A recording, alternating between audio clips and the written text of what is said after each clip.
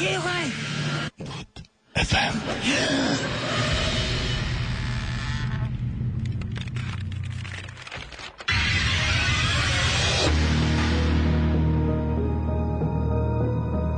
That's right. ফিরলাম আবারও সাথে নিয়ে ভূত এফএম এবং ঘড়িতে সময় এক্স্যাক্টলি 11:59 আর বুঝতেই পারছেন বছরের একদম ফার্স্ট শোতে আমরা আছি, ফার্স্ট ভূত এফএম। সুতরাং সেই জন্যই সবাইকে বছরের শুরুতে জানাচ্ছি অনেক অনেক শুভেচ্ছা ভূত এফএম এর পক্ষ থেকে। এবং যারা রেগুলার আমাদের সঙ্গে থাকেন এবং এত রাত পর্যন্ত আমাদের সঙ্গে থেকে তাদের এক্সপেরিয়েন্স শেয়ার করেন, তাদের সবাইকে জানাচ্ছি অনেক অনেক অনেক অনেক অনেক অনেক শুভেচ্ছা। আর সেই সাথে আরেকটা খবর জানিয়ে দিই, সেটি হচ্ছে যে আজকে নিশ্চয়ই তারিখটা আপনাদের সবার মনে আছে। আজকে 7 তারিখ এই মুহূর্তে নাই, লাকি 7 চলে গেছে, তারপরে এসছে 8, আজকে 8 তারিখ জানুয়ারি মাসে। এবং আজকে আমাদের একজন মানে যিনি সবসময় থাকেন আজকে শুটিং এর কাজের বাইরে, ভৌতিস টিমের আমাদের কি বলবো যে ভূত এফএম এবং ভৌতিস্টের সবার খুব কাছের মানুষ এবং সবার খুব প্রিয় মানুষ আমাদের সুমন ভাই, তার জন্মদিন আজকে, বার্থডে। সুতরাং তাকে উইশ করছি ভূত এফএম এর পক্ষ থেকে, সকল আড্ডাবাজদের পক্ষ থেকে, রেডিও ফুর্তি ফ্যামিলির সবার পক্ষ থেকে জানাচ্ছি জন্মদিনের অনেক অনেক অনেক অনেক শুভেচ্ছা।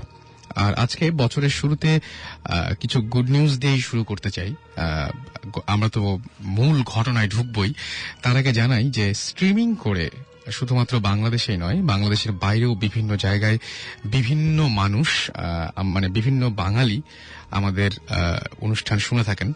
এবং সবচেয়ে বড় কথা যে বাঙালি বললাম এই জন্য যে অন্য কোনো ভাষার মানুষ হয়তো শুনলে বুঝতে পারবেন না, বাট সেরকম একটি ইমেইল আমার সামনে রয়েছে। তিনি আমাদেরকে SMS করেছেন ওয়েস্ট বেঙ্গল মুর্শিদাবাদ থেকে প্রণব রয়। এবং প্রণব রয় বলছেন তিনি ইঞ্জিনিয়ারিং পড়েন এবং রাত জেগে তিনি কিছু না ভেবেই একসময় হঠাৎ করে রেডিও ফুর্তি টিউন করে ফেলেন বা রেডিও ফুর্তি স্ট্রিম করে ফেলেন। করার পরে যেটা হয় সেটা হচ্ছে তিনি শুনতে থাকেন এবং তিনি বলেন যে তার অত্যন্ত ভালো লাগে। পড়ার পরে তার যাওয়ার কথা ছিল, টয়লেটে যাওয়ার যে দরকার ছিল সেটাও না যেয়ে তিনি একদম পুরোপুরি শুয়ে পড়েন। এবং তিনি বলেন যে তারপর থেকে এখন 11:30 বাজলেই তিনি রেডি হয়ে যান ভূত এফএম শুনতে। এবং তিনি শুভেচ্ছা জানিয়েছেন সবাইকে। বাংলাদেশে তিনি লিখেছেন যে ম্যারি ক্রিসমাস সকল বাংলাদেশি বন্ধুদের এবং আগাম হ্যাপি নিউ ইয়ার, মানে এটা হ্যাপি নিউ ইয়ারের আগের একটা মেইল। এবং তিনি বলেছেন যে সামনের ফ্রাইডে অপেক্ষা করছি তোমাদের নতুন গেস্টদের গল্প শোনার জন্য। এবং বলেছেন যারা গেস্টরা এখানে আসেন তাদের সবার অসংখ্য প্রশংসা করেছেন। Welcome to Bangladesh Pranab Roy and welcome to radio ফুর্তি। আপনি আসলে নিশ্চয়ই দেখা হবে এবং আমাদের সাথে থাকবেন। এবং আমরা আপনার এই ইমেলটা অনেক ইন্সপায়ারিং ছিল আমাদের জন্য। ওকে, আরেকটা ইমেল আছে, সেই ইমেলটা এসছে ইউকে থেকে। ওকে, তিনি লিখেছেন যে ভূত FM authority, I am Faisal Khan Hridoy, I am big fan of Bhoot FM। এবং তিনি এই প্রোগ্রামটা মানে অসম্ভব রকমের এনজয় করেন। তিনি বলছেন তাকে স্ট্রিম করে শুনতে হয়, স্ট্রিমিং এর মাধ্যমে তাকে শুনতে হয়। এবং তিনি ইউকে তে থাকার কারণে টাইমটা খুব অড একটা টাইম হয়ে যায় তার জন্য, মানে কাজের সময়ে পড়ে যায় ভূত এফএম। তো তিনি বলেছেন যে এটা অন্য কোনো উপায় আছে কিনা। আমি রেডিও ফুর্তি কর্তৃপক্ষকে জানালাম, অথরিটিকে সত্যি সত্যি জানিয়ে দিলাম আপনার কথাটা। কিছু একটা ব্যবস্থা নিশ্চয়ই হবে আপনারা যারা শুনতে চান। তবে আমি একটা কথাই বলবো, ভূত এফএম ততক্ষণ পর্যন্ত আছে যতক্ষণ পর্যন্ত আপনারা আছেন। যদি আপনারা না থাকেন তাহলে ভূত এফএম থাকবে না।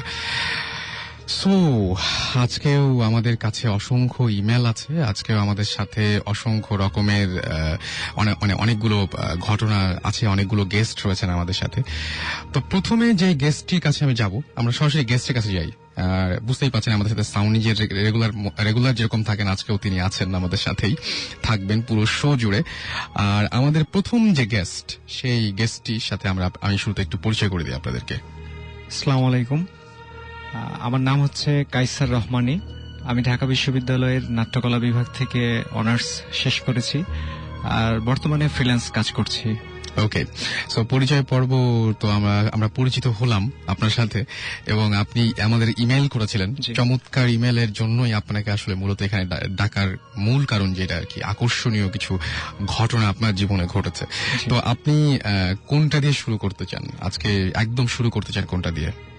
আসলে ভৌতিক ঘটনা আমার জীবনে বিক্ষিপ্তভাবে মোট 3টা ঘটেছে। ওকে, 3টা ঘটনা শুনবো, তবে তিনটাই তার শোনা আগে তার আগে আমি কয়েকটা এসএমএস পড়ে ফেলি, কারণ ঘটনাগুলো শোনার আগে কিছু এসএমএস পড়া উচিত। যারা এত কষ্ট করে এসএমএস পাঠাচ্ছেন, মুমেন বলেছেন যে আজকে 2 সপ্তাহ পরে তিনি ভূত এফএম শুনছেন এবং তিনি বলছেন আজকেও তিনি আশা করছেন যে সব সময়ের মতো খুব মজা পাবেন কিনা জানি না। আমার মূল কাজটা হচ্ছে ভয় মিশ্রিত মজা দেয়া, সেটা পেলে খুব খুশি হব।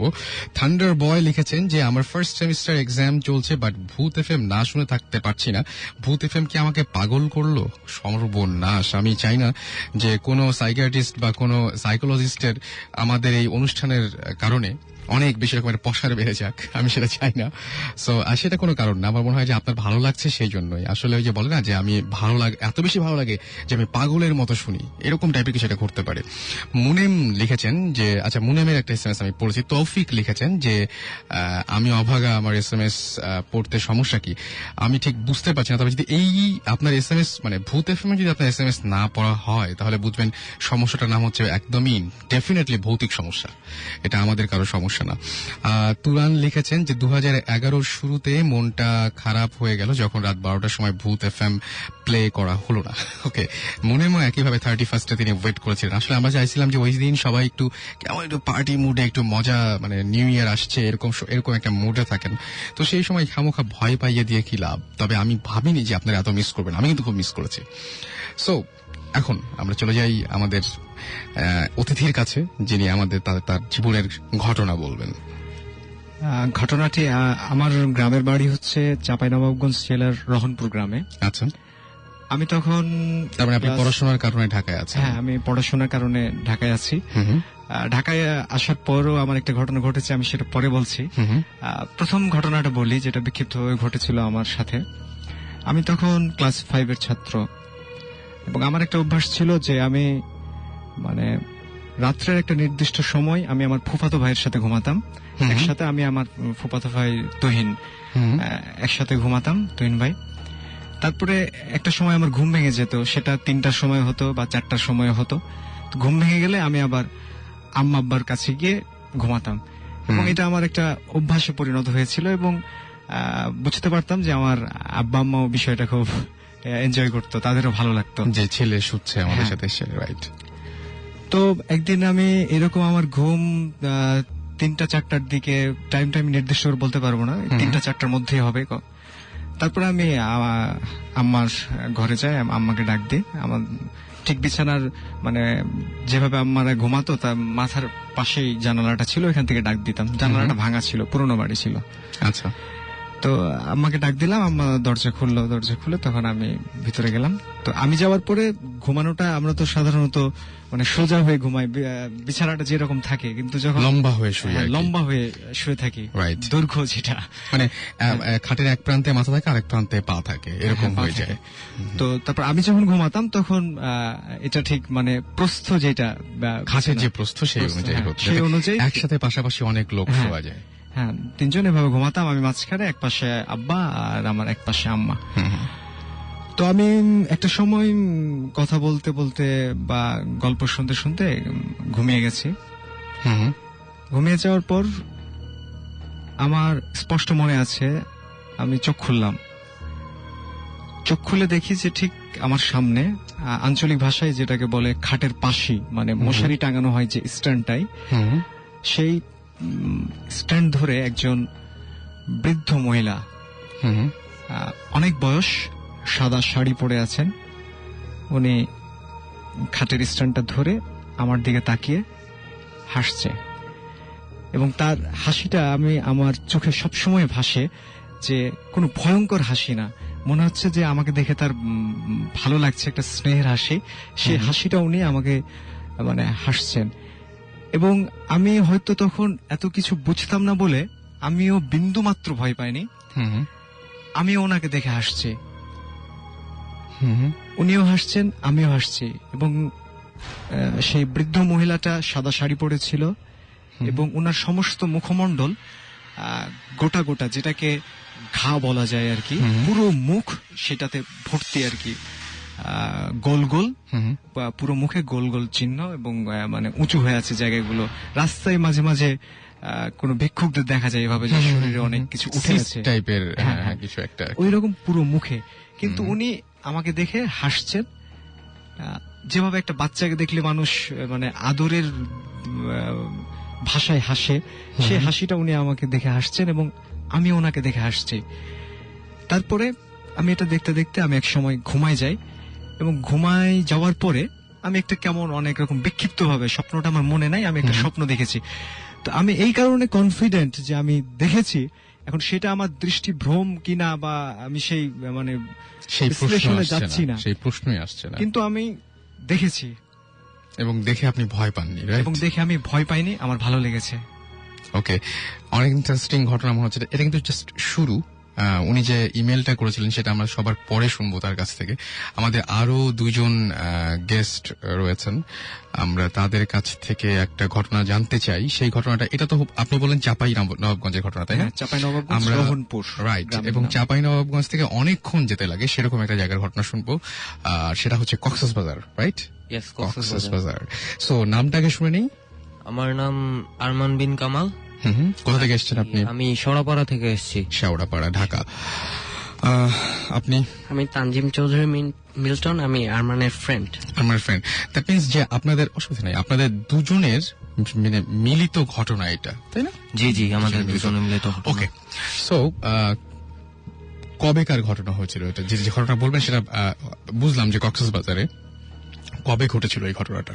মানে এই ঘটনাটা হচ্ছে আপনার আমাদের এই আগের বছরের শুরুর দিকে, গত বছরের শুরুর দিকে। আমি মিরপুর বাংলা স্কুলে ক্লাস 10-এ পড়ি আর কি। গত বছর 9-এ পড়তাম, আমাদের প্রথম সাময়িক পরীক্ষা শেষ হয়েছিল আর কি। আমি আর আমার বন্ধু মিল্টন মিলে প্ল্যান করলাম যে কোথাও ঘুরতে যাওয়া যাক। সেই সময়ের ঘটনা। ওকে, ঘটনা শুনবো। কোথাও ঘুরতে যাওয়া যাক। ওকে, সেই ঘটনাটা আমরা শুনবো। তার আগে একটা কথা বলি, সেটা হচ্ছে জানিয়ে দিচ্ছি যে যারা আমাদের শুনছেন সবসময় রেডিও ফুর্তি চলছে, ভূত এফএম, আছি রাসেল সাথে। এন্ড আপনারা যারা SMS করতে চান তারা শাউট লিখে স্পেস দিয়ে আপনার নাম লিখে স্পেস দিয়ে আপনার মেসেজ লিখে পাঠিয়ে দেন 9840 নম্বরে, SHOUT শাউট স্পেস আপনার নাম স্পেস আপনার মেসেজ, আর পাঠাবেন 9840 নম্বরে। এবং যারা আমাদের ইমেল করতে চান তারা ইমেল করতে পারেন ভূত FM, which is BHOOT ভূত FM @radiofurti.fm। এই অ্যাড্রেসে আপনারা ইচ্ছা করলে ইমেল করে আপনাদের ঘটনা বিস্তারিতভাবে আমাদের জানাতে পারেন। ওকে, সো আমরা আবারও আরমানের কাছে চলে যাচ্ছি। আরমান যে ঘটনাটা বলছিলেন। আচ্ছা, তারপর আমরা প্রথম সাময়িক পরীক্ষা শেষ হলো, মানে গ্রীষ্মের ছুটি দিয়েছে। এখন আমরা চিন্তা করলাম কোথা থেকে ঘুরে আসা যাক। এখন মিল্টন সাজেস্ট করলো যে চল কক্সবাজার যাই। আচ্ছা, আমি বললাম ওকে ডান, কক্সবাজার। তারপরে একদিন আর কি দিনক্ষণ দেখে বাসে চড়ে বসলাম আর কি। তারপর গেলাম কক্সবাজার আর কি। 2 দিন থাকার প্ল্যান আমাদের। 2 দিন থাকার প্ল্যান। এখন আমরা ওখানেই একটা হোটেল মানে ভাড়া করলাম, একটা রুম, 2 জন মানুষ যেহেতু একটা রুম ভাড়া করলাম। এখন প্রথম দিনটা জাস্ট কক্সবাজারের আশেপাশের বিচটা ঘুরে টুরে দেখলাম। এখন চিন্তা করলাম যে আমার ঢাকায় যখন ছিলাম তখন বন্ধুরা বলছিল যে হিমছড়িটা দেখে আসিস পারলে আর কি। হিমছড়ি খুব সুন্দর জায়গা, পাহাড় টাহাড় আছে, জঙ্গল টঙ্গল আছে, দেখে মজা পাবি। এখন মিল্টন বলল যে দোষ, হিমছড়ি যখন আমরা যাব রাতেই যাই। আমি বললাম কেন? এখন সে বলল যে রাতে, তখন পূর্ণিমা রাত ছিল আর কি, পূর্ণিমা রাত আর কি। সে বলল রাতে জোছনার মধ্যে সমুদ্র দেখতে কেমন দেখায়, আমার আর কি দেখার খুব শখ। আচ্ছা, ওকে। এখন আচ্ছা আমি বললাম ডান, সমস্যা নেই, রাতেই যাব। তারপরে হোটেল থেকে বের টের হয়ে আর কি সন্ধ্যার দিকে নাস্তা করে বের হলাম 7টার দিকে। জিপ খুঁজতেছিলাম, হিমছড়ি যেতে জিপ লাগে। ওকে, ওখানে জিপ খুঁজতেছিলাম। জিপ খুঁজতে খুঁজতে আমাদের 8টা বেজে গেছে। আচ্ছা, 8টা বেজে গেছে। তারপর রাত 8টা বেজে গেছে। রাত 8টা বাজার পরে এখন জিপে করে যেতে হাতে ঘড়ি ছিল। অলমোস্ট আমরা একটা জায়গায় থামছি, মানে জায়গাটা ভালো লাগছে। বলছি যে আয় এখানে একটু নেমে হাঁটাহাঁটি করি, ছবি টবি তুলি আর কি। তারপরে ওকে নামলাম। তখন রাতের বেলাতেই? জি। আচ্ছা, এখন ঘড়িতে বাজে হচ্ছে রাতের 9:30। তখন আমরা যখন নামলাম মোটামুটি 1.5 ঘন্টা লাগছে। এখন ওখানে নামছি, তারপর বললাম যে ড্রাইভার সাহেব একটু দাঁড়ায় থাকেন। জিপের যে ড্রাইভার ছিল আমাদের হায়ার করা, যে ড্রাইভার সাহেব একটু দাঁড়ায় থাকেন, আমরা একটু হেঁটে হেঁটে আসতেছি। আচ্ছা, ড্রাইভার বললো ঠিক আছে, অলরাইট। তারপরে আমরা আর কি হাঁটতেছি, গল্প করতেছি, ছবি তুলতেছি। এখন অনেকক্ষণ মানে 5-6 মিনিট হাঁটলাম, মানে আমাদের জিপটা আমাদের দৃষ্টিসীমার বাইরে চলে গেছে। তখন মানে আমরা যেদিক থেকে আসলাম আর কি ওদিকেই হাঁটা শুরু করছি। এখন আমাদের ডান দিকে জঙ্গল, আচ্ছা, মাঝখানে আমরা বিচের উপর দিয়ে হাঁটতেছি, ডান দিকে জঙ্গল, বাম দিকে হচ্ছে সাগর, যেটাকে সি বলে। এখন আমরা মানে আমি জিনিসটা ফার্স্টে নোটিস করছি, মিল্টন পরে নোটিস করছে জিনিসটা। এখন আমি নোটিস করলাম যে দাদা দাদা বলতে বলতে কে যেন মানে আসতেছে আর কি, শব্দটা কাছে আগায় আসতেছে আমার। আচ্ছা, এখন আমি নোটিস করলাম যে শব্দটা ডান দিক থেকে আসতেছে, যেদিকে জঙ্গল।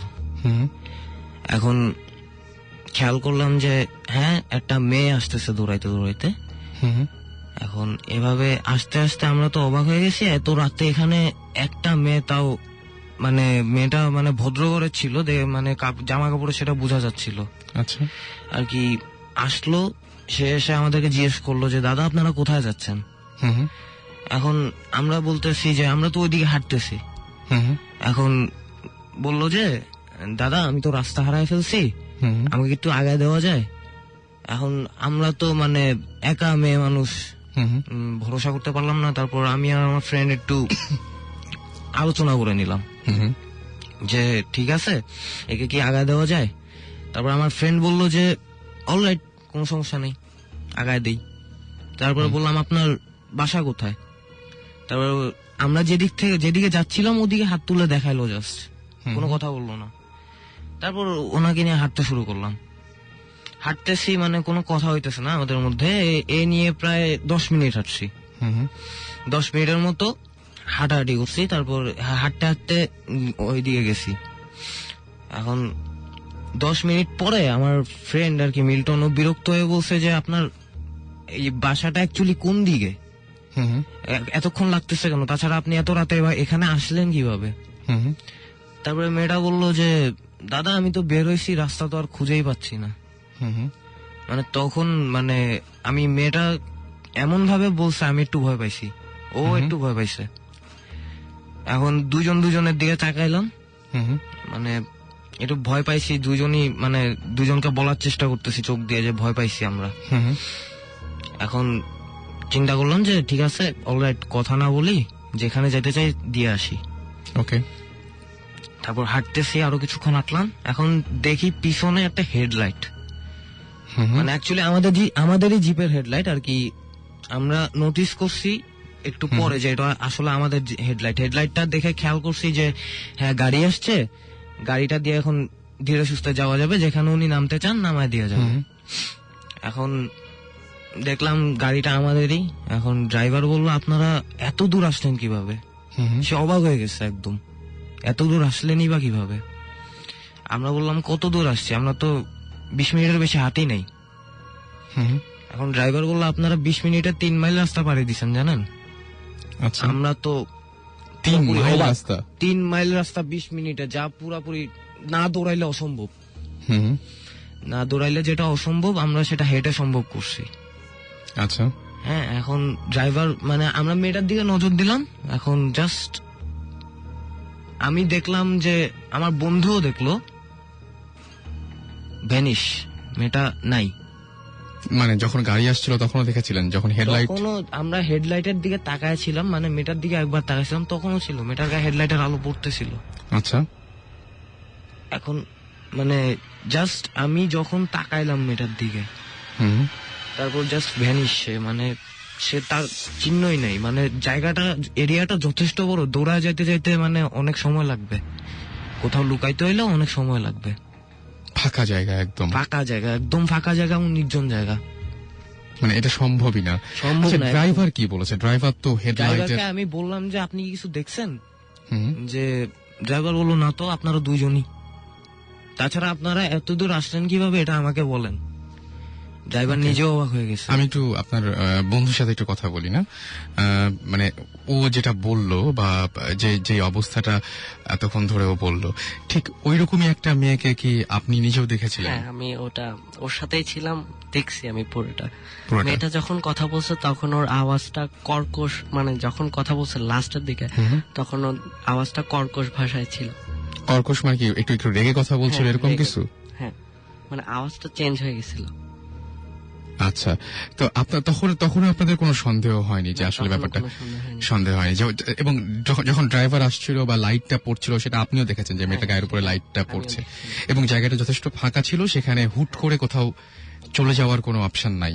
হ্যাঁ। ওকে, সো এরকম ঘটনা কি ওই জায়গায় আরো আছে বা এরকম কোনো কিছু শুনেছেন আপনারা পরে ড্রাইভার সাথে শেয়ার না না, করেছিলেন? ড্রাইভারের সাথে আমি জিজ্ঞেস করলাম যে ড্রাইভার সাহেব এরকম এরকম আমরা তো দেখলাম। হুম, এখন ড্রাইভার বলতেছে গাড়িতে ওঠেন, সব বলতেছি। আচ্ছা, আসলে ড্রাইভার ওখানকার স্থানীয় লোক আর কি, তার বাড়ি কক্সবাজার। কক্সবাজার তার বাড়ি। এখন সে বললো এটা তো নিশির ডাক। আচ্ছা, মানে আমি জিজ্ঞেস করলাম হোয়াট ডাজ ইট মিন, মানে নিশির ডাকটা কি। এখন ও বললো যে মানে ভূত প্রেত আর কি। না, নিষিদ্ধ একটা মনে হয় অনেকে বোঝে না, সেটা নিষিদ্ধ কি থাক। এবং মানে আমি যেটা বলছি যে এইটা কি এই জায়গায় এই ঘটনাটা কি ঘটে নাকি, মানে যে জায়গাটাতে আপনারা গিয়েছিলেন বা হিমছড়ি বা কক্সবাজারের মধ্যে যে রাস্তাটা অসম্ভব সুন্দর, আমার মনে হয় যে মানে ওয়ার্ল্ডের মধ্যে খুব ভালো একটা সুন্দর একটা জায়গা, যে জায়গাটা একপাশে পাহাড় একপাশে সমুদ্র, যতবার যাই আমরা, এবং দেখা যায় যে ওই রাস্তা ধরে অনেকে ইনানি যেতে হয়, ইনানি পর্যন্ত অনেকে চলে যান হিমছড়ি ছাড়িয়েও। চমৎকার একটা রাস্তা, চমৎকার একটা জায়গা। সুতরাং আমি বলতে চাচ্ছি যে এই রাস্তায় এরকম ঘটনা কি এর আগেও কেউ না, ফেস করেছে? ড্রাইভারকে জিজ্ঞেস করলাম যে ড্রাইভার বলতে পারলো না, এরকম বলতে পারে নাই, কোনো বাট ঘটনা আমি জানি বলতে যে পারলো না। কক্সবাজার থেকে এখন অনেকেই আমাদের শুনছেন, এবং আপনারা যদি সত্যি, আমরা ফয়েজ লেকের কিন্তু কিছু ঘটনা পেয়েছি, সেটা আমরা শেয়ার করবো আস্তে আস্তে। সো যদি এরকম ঘটনা আপনাদের কাছে থাকে তাহলে অবশ্যই আমাদের SMS করে জানান, লিখে ফেলুন SHYUT শাউট স্পেস আপনার নাম স্পেস আপনার মেসেজ পাঠিয়ে দেন 9840 নাম্বারে। অ্যান্ড যারা ইমেইল করতে চান বা আমাদের সাথে স্টুডিওতে আসতে চান, তারা ভূত FM, which is BHOOTFM@radiofurti.fm A email করতে পারেন, এবং ইমেইলের সাথে অবশ্যই আপনি আপনার নিজের অ্যাড্রেস এবং ফোন নাম্বার এই দুটো জানাতে ভুলবেন না, এবং আপনি আসতে চান নাকি আপনি চান যে আপনারটা পড়া হোক সেটাও ইমেইলে উল্লেখ করে দেবেন। ওকে, আর একটা এমন ফোন নাম্বার দিবেন যে ফোন নাম্বারটা সবসময় খোলা থাকে।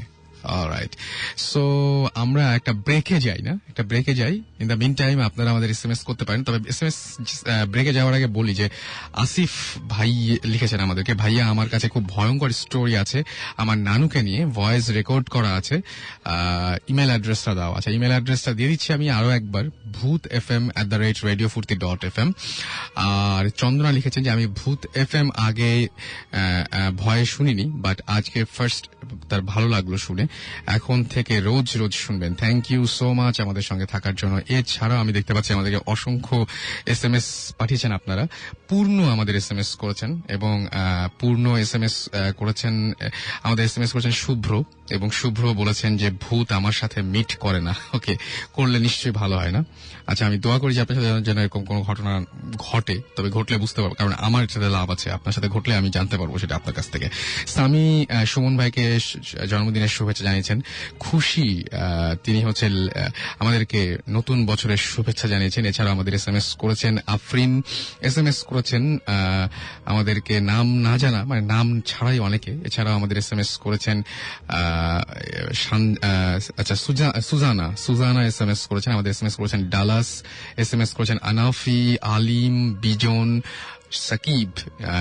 এছাড়াও আমাদের SMS করেছেন নিঝুম, সবুজ, ইমরান, রিমা, দীপু সহ আরো অনেকে। স্টে টিউন টু রেডিও ফুর্তি, ফিরে আসছে একটু পরে, এবং যেহেতু আজকে সুমন ভাইয়ের জন্মদিন, সুতরাং আমি বলবো যে আমরা আরো একবার happy birthday to you Suman ভাই, অ্যান্ড আপনার জন্যই আমার মনে হয় আজকে সব চাওয়াই আপনার পূর্ণ হোক। On that note, coming up next is চাইতেই পারো বাই অর্থহীন, অর্থাৎ সুমন ভাই গাইলাম। Don't stop the food beat. Don't stop the food beat. Radio Furti 88.0 FM.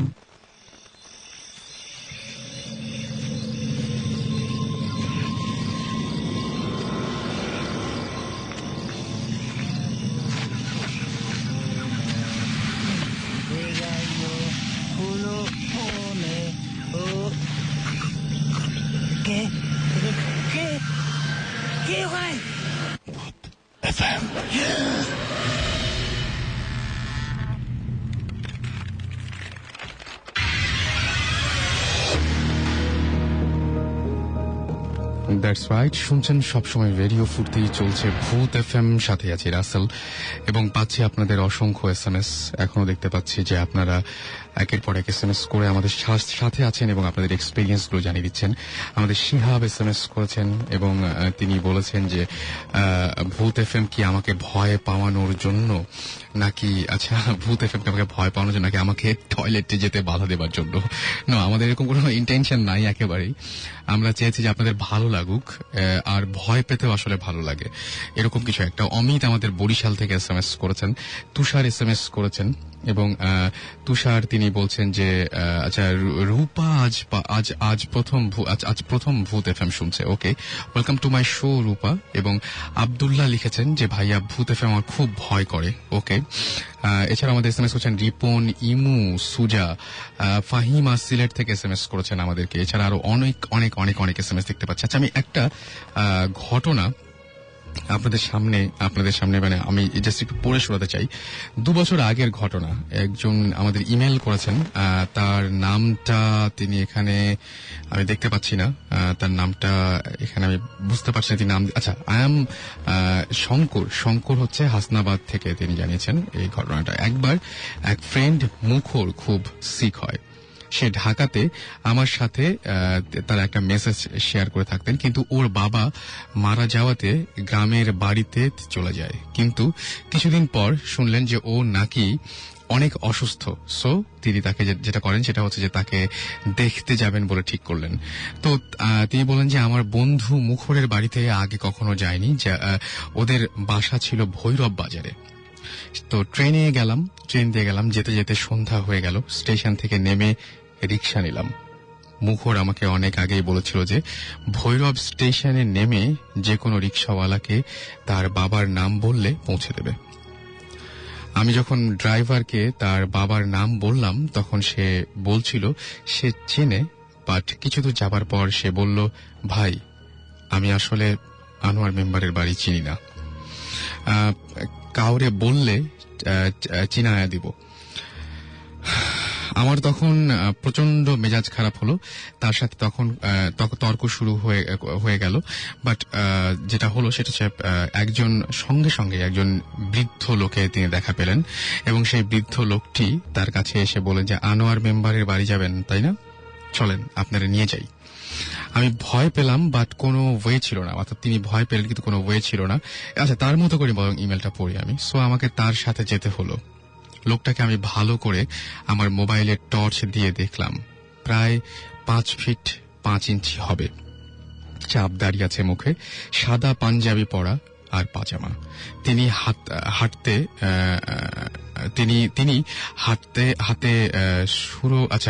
হাঁটতে শুরু করলেন। আসলে ইংলিশ অ্যালফাবেট দিয়ে বাংলা লিখলে যেটা হয় আর কি। হাঁটতে শুরু করলেন, আমি তার পিছু পিছু চললাম। কিছু দূর যাওয়ার পর তিনি বললেন এইটা আনোয়ার মেম্বারের বাড়ি, এবং তিনি সেই আনোয়ার মেম্বারের বাড়ি দেখিয়ে দিলেন।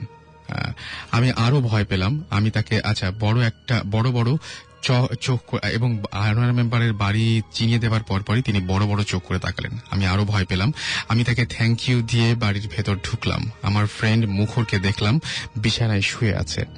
মেইন ঘটনা যেটা হলো সেটা হচ্ছে যে আমি যখন আমার ফ্রেন্ডকে জিজ্ঞেস করলাম একটা ফটো দেখে, যে সে বলল যে ওটা তার বাবার ফটো। বাট ভয়ের ব্যাপার হলো ফটোটা ছিল, বাকিটুকু আমি বলি, যে মানে মুখরের বাসায় আসার পর যখন দেখে যে মুখর শুয়ে আছে এবং তার সেই বন্ধু মানে যিনি আমাকে ইমেলটি করেছেন তিনি জিজ্ঞেস করলেন একটা ফটো দেখে যে এই ফটোটি কার। তো বলল সেটা তার বাবার, এবং যার মৃত্যু সংবাদ শুনে তার বন্ধু তার বাবার মৃত্যুর কারণে অসুস্থর কারণেই সে এখানে এসেছিল, সেই বন্ধুটি অর্থাৎ মুখর তাকে জানালো এটা তার বাবা যিনি মারা গিয়েছেন। এবং মানে আনফরচুনেটলি যিনি ওই ড্রাইভারটা তাকে ছেড়ে এসেছিল এবং তারপর থেকে যেই লোকটা অতদূর থেকে এই পর্যন্ত বাড়ি চিনিয়ে নিয়ে আসলো, ইনি ছিলেন সেই ভদ্রলোক যে কিনা মুখরের বাবা, যে কিনা 2 সপ্তাহ আগে মারা গিয়েছেন। এবং বুঝতেই পারছেন যে যখন তাকে তার বাসা, এই যিনি হচ্ছেন আনোয়ার মেম্বারের বাড়িটাই তিনি খুঁজছিলেন, এবং আনোয়ার মেম্বারের বাড়ি তিনি কোনো জায়গায় খুঁজে পাচ্ছিলেন না। যখন বিপদে পড়েছিলেন সেই সময় মৃত আনোয়ার মেম্বার, যিনি 2 সপ্তাহ আগে মারা গিয়েছিলেন, তিনি এসে তাকে বাড়ি পর্যন্ত নিয়ে আসেন, এবং বাড়িতে আসার পরে ফটো দেখে চিনতে পেরে তার ছেলেকে যখন জিজ্ঞেস করেন উনিকে, ছেলে জানান এটা তার বাবা, যিনি 2 সপ্তাহ আগে মারা গিয়েছেন। আমার কাছে এই যে ঘটনা, এই ঘটনার কোনো উত্তর নেই। যদি আপনাদের থাকে তাহলে আপনারা অবশ্যই জানাতে পারেন আমাকে। আমরা চলে যাবো আবার আমাদের প্রথম গেস্টের কাছে। আমার কাছে মনে হয় যে ঘটনাটা যথেষ্ট রকমের মানে নাড়া দেবার মতো। সো আমরা আবার যাব। কেমন লাগলো ঘটনাটা? চমৎকার। ওকে, সো আপনার আরেকটা ঘটনা আছে না? আরো কয়েকটা ঘটনা আছে। ইনফ্যাক্ট আমরা সেকেন্ড ঘটনায় যাই। এই ঘটনাটা হচ্ছে আমাদের যেটা পুরনো বাড়ি থেকে শুরু করি ভাইয়া। শিওর, গল্পটা একটু লম্বা হবে। শিওর, কোনো সমস্যা নাই। আমাদের পুরনো বাড়িটা ছিল মাটির দোতলা। চাঁপাইনবাবগঞ্জ মানে রোহনপুর গ্রামে বরেন্দ্র এলাকায় কিন্তু মাটির দোতলা বাড়ি। ওকে, তো আমার দাদা এক স্থানীয় এক হিন্দুর কাছ থেকে বাড়িটা কিনেছিলেন। ওনার নাম ছিল পৌড়া, ওনার নাম। আচ্ছা, আমরা চিনতাম তাকে। তখন আমি ছোট অনেক, কিন্তু সবকিছু বুঝতে পারি আর মনে রাখতে পারি, এই বয়সটা ছিল তখন। তো স্বভাবতই আমরা মানে জয়েন্ট ফ্যামিলি ছিলাম, চাচা চাচি, আমরা সবাই একসাথে, প্রত্যেক চাচা চাচি, 2 চাচা, আমরা ফুপু, আমাদের এক ফুপু থাকতেন আমাদের সাথে। তো একটা সময় মানে ওই বাড়িটাই আমার চাচিকে নিয়ে আমরা সবসময় মজা করতাম মানে কি, মানে চাচি এগুলো খুব বিশ্বাস করতো, ভূত প্রেত জিন, মানে প্যারানরমাল যা কিছু তা নিয়ে তার বেশ ভয়ভীতি ছিল আর কি। আমরা একটু বিশেষ করে আমি ভাইয়া একটু মজা পেতেন আপনারা? না, স্মার্ট জাত এগুলো হতে পারে কিনা, হতে পারে না, এগুলো করতাম। তো চাচি বলতেন যে ওই বাড়িতে রাত্রেবেলা কে যেন নুপুর পায়ে হেঁটে বেড়ায়। ওকে, আমি কখনো শুনি নাই, আমার আম্মা শুনেছে। একদিনের ঘটনা, দাদা বাইরে থেকে নক করছে দরজা। আমার চাচি রাত তখন 10টা-11টা হবে। আর ওই সময় তো আমরা মানে হারিকেন, লণ্ঠন যেটাকে বলে গ্রাম্য ভাষায়, লণ্ঠনের আলোতে পড়াশোনা করতাম। ইলেকট্রিসিটি অনেক সময় থাকতো না, সন্ধ্যাবেলা পড়তে বসতাম ওই হারিকেনের আলোয়। ওই সময়টা ওকে, আমাদের বাড়ির ভিতরে ছিল একটা লম্বা তাল গাছ, আর বাইরে ছিল একটা বট গাছ। ওকে, তো ওই বট গাছ আর তাল গাছ নিয়ে প্রচলিত যে গল্পগুলো হয়, যে 1 পা তাল গাছে 1 পা বট গাছে, গল্পগুলো আছে, এগুলো আর বলছি না। তো চাচি একদিন রাত 10টা, 9:30-10টার দিকে, আমার দাদা ছিলেন একটা স্কুলের হেডমাস্টার এবং পণ্ডিত মানুষ ছিলেন খুব উনি। তো দাদা দরজায় শব্দ করেছেন, চাচি দরজা খুলেছেন। দরজা খোলার পরে দাদা ঘরের মধ্যে ঢুকেছে। চাচি দরজা লাগিয়ে দেখে যে কেউ নাই। আচ্ছা, কিন্তু একজন মানুষকে তিনি বাসার মধ্যে নিজেই ঢুকিয়েছেন এবং চাচি বলছেন আমি মানে দাদার শরীরের যে সুবাস বা গন্ধ, সে গন্ধ উনি পেয়েছেন যেটা দাদার, কিন্তু দেখে যে দাদা নাই। আচ্ছা, কিন্তু দাদা ওনার পাশ দিয়ে গেছে। তো যাই হোক, এই সমস্ত ঘটনা বাড়িটাতে ঘটতো, আমাদের সামনে কখনো ঘটে নাই। আমরা বিভিন্ন কারণে আমরা আমাদের একটা নতুন বাড়ি তৈরি করি, যেটা রহনপুর খড় মোড় জায়গাটার নাম। ওইখানে যাওয়ার পর আমার আম্মা প্রায় বলতো, এক সময় আমাদের উপর বলেছে যে এই বাড়ির ছাদটা নাকি ভালো না। আচ্ছা, তো আম্মা একজন শিক্ষিত মানুষ, আমার আম্মা ডিগ্রি পাস, এবং উনি যথেষ্ট নামাজ পড়ে, কুসংস্কারে বিশ্বাস করে না। তো উনি যখন এটা বলে যে ছাদটা ভালো না, তখন আমি বিশেষ করে মানে অবিশ্বাস করতে পারি না। আমার মা কেন এই ধরনের ব্যাপার বিশ্বাস করবে, কথা বলবে? যদি উনি কিছু না জানতো বা অন্য কিছু ব্যাপার, তাহলে হয়তো মনে হতো যে না, কিন্তু উনি একজন শিক্ষিত মহিলা এবং সবকিছুই জানেন উনি, তারপর কেন বলবে যে ছাদটা ভালো না? তো বেশ কিছুদিন আগে, প্রায় 1 বছর আগে হুম হুম। এক মহিলা আমাদের একটা রুম ভাড়া নেয় আচ্ছা। ওই বাড়ির। মহিলাটা একটা এনজিওতে চাকরি করতেন নিম্ন পদে। হুম হুম। খুব সহজ সরল ছিল এবং ওনার 1 বছরের একটা বাচ্চা ছিল, সাথে মেয়ে। আচ্ছা। ওরা দুজন থাকতো একটা রুমে। হুম হুম। আমি ছুটিতে ঢাকা থেকে বিভাগের ছুটি ছিল, আমি তখন বাড়ি গেছি। হুম। বাড়ি গিয়ে ওনার সাথে পরিচয় হয়েছে, কথা হয়েছে এবং স্বাভাবিকভাবেই গ্রামের মহিলারা যেরকম মা সুলভ আচরণ করে বা সেরকমই বোন একটা কিছু। সুলভ আচরণ করে ওই রকম ভাবে, যার ফলে অনেক মানে আপন হয়ে গেছিলেন উনি। তো উনি একদিন ছাদে উঠেছিলেন আমাদের। হুম হুম। ছাদে ওঠার পর আম্মাকে বুবু বলতেন। আচ্ছা। ছাদে ওঠার পর উনি ছাদে উঠে নামার পরে আম্মাকে বলছে যে বুবু আমি তো ছাদে উঠেছিলাম, হুম হুম। তো আমার কি যেন হলো, আচ্ছা। এতটুকু বলেছে। আম্মাও বলছে কি হবে, সমস্যা নাই, ঠিক আছে, এটা দেখা যাবে। তো আমি ছুটি আমার শেষ হয়ে গেছে, আমি ঢাকায় আসবো। হুম হুম। আমি গাড়ির টিকিট করেছি রাত 10টায়, গাড়ি ওইখান থেকে আসে আমাদের এখান থেকে। হুম হুম।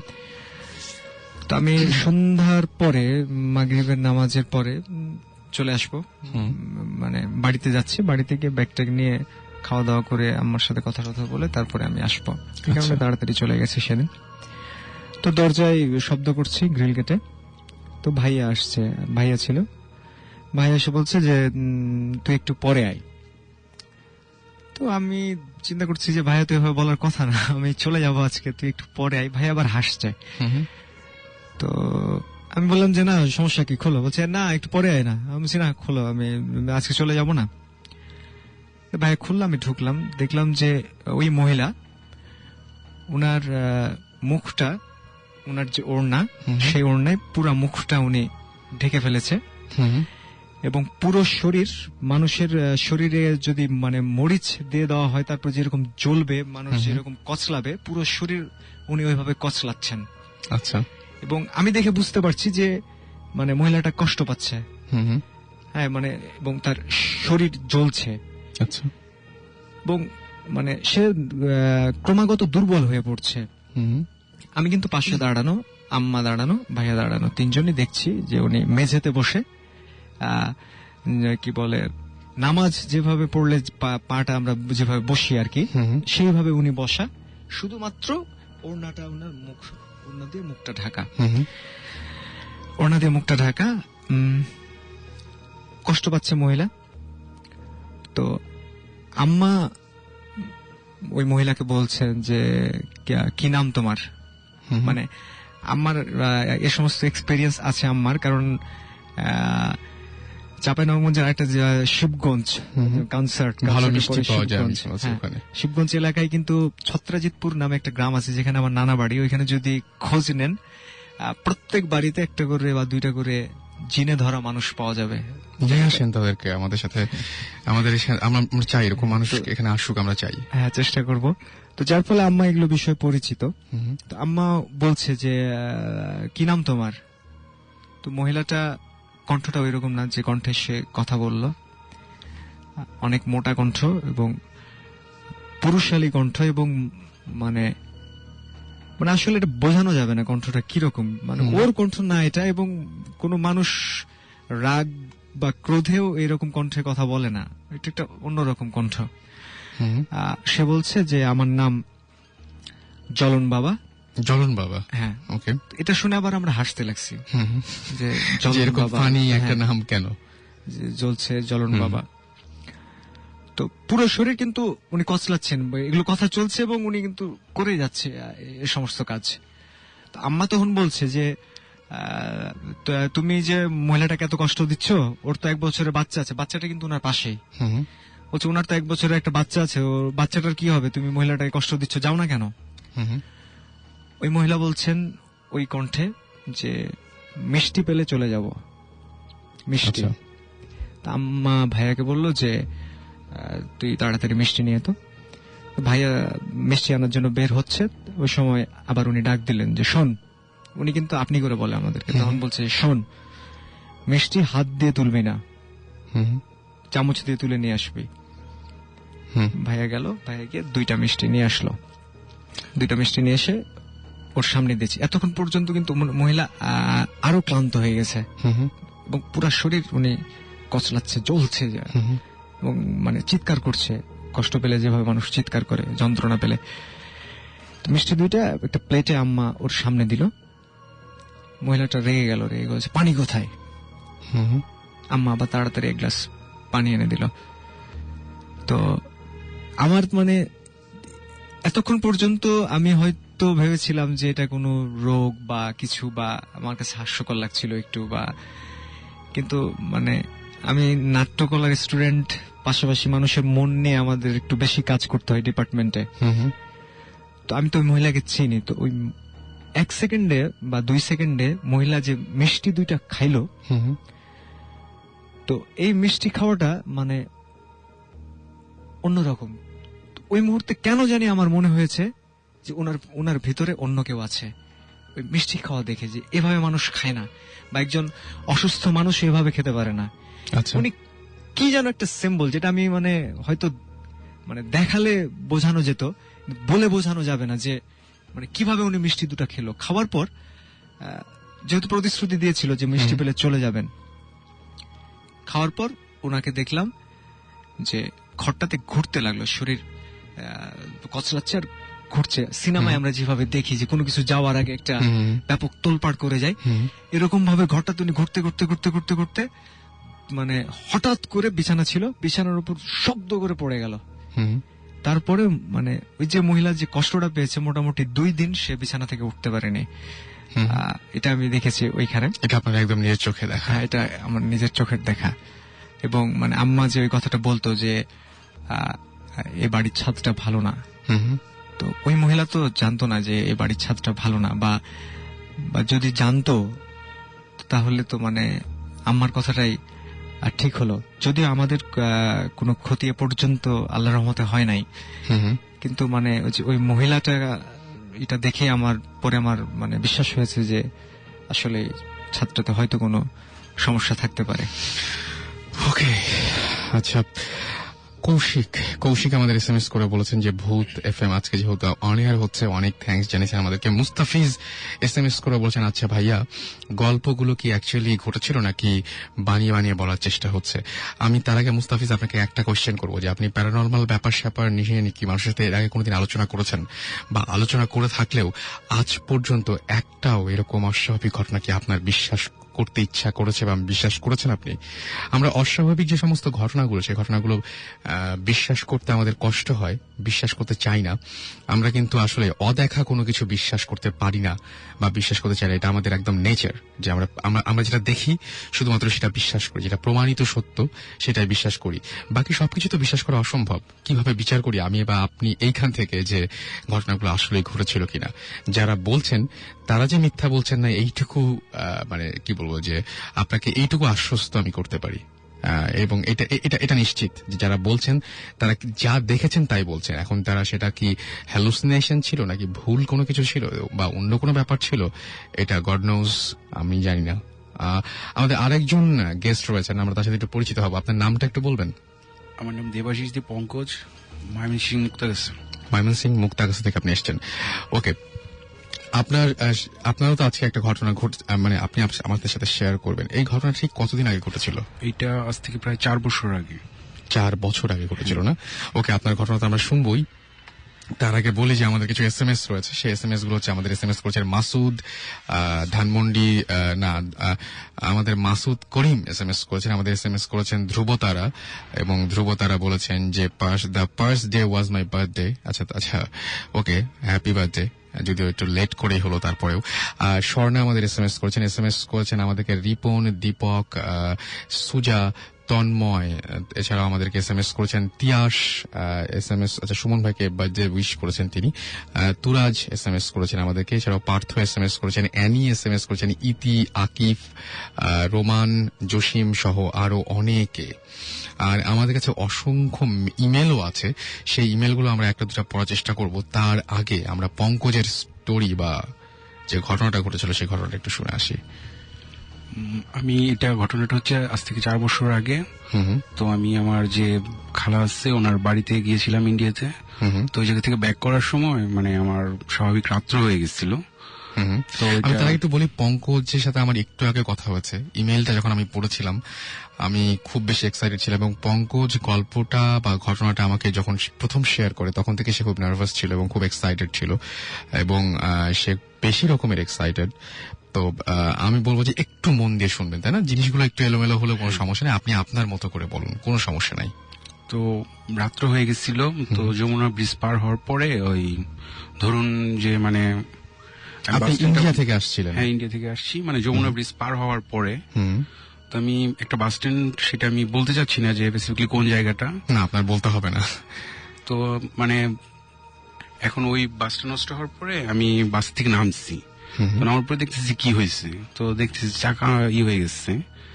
তো স্বাভাবিক, চাকা ঠিক করতে আপনার কিছু সময় লাগবে। তো আমি নিচে ঘোরাঘুরি করছি, তো হঠাৎ করে মানে পেছন থেকে কে যেন আমাকে ডাকতেছে। আচ্ছা। মানে টোনটা শোনার পরে মনে হয়েছে যে পরিচিত কেউ।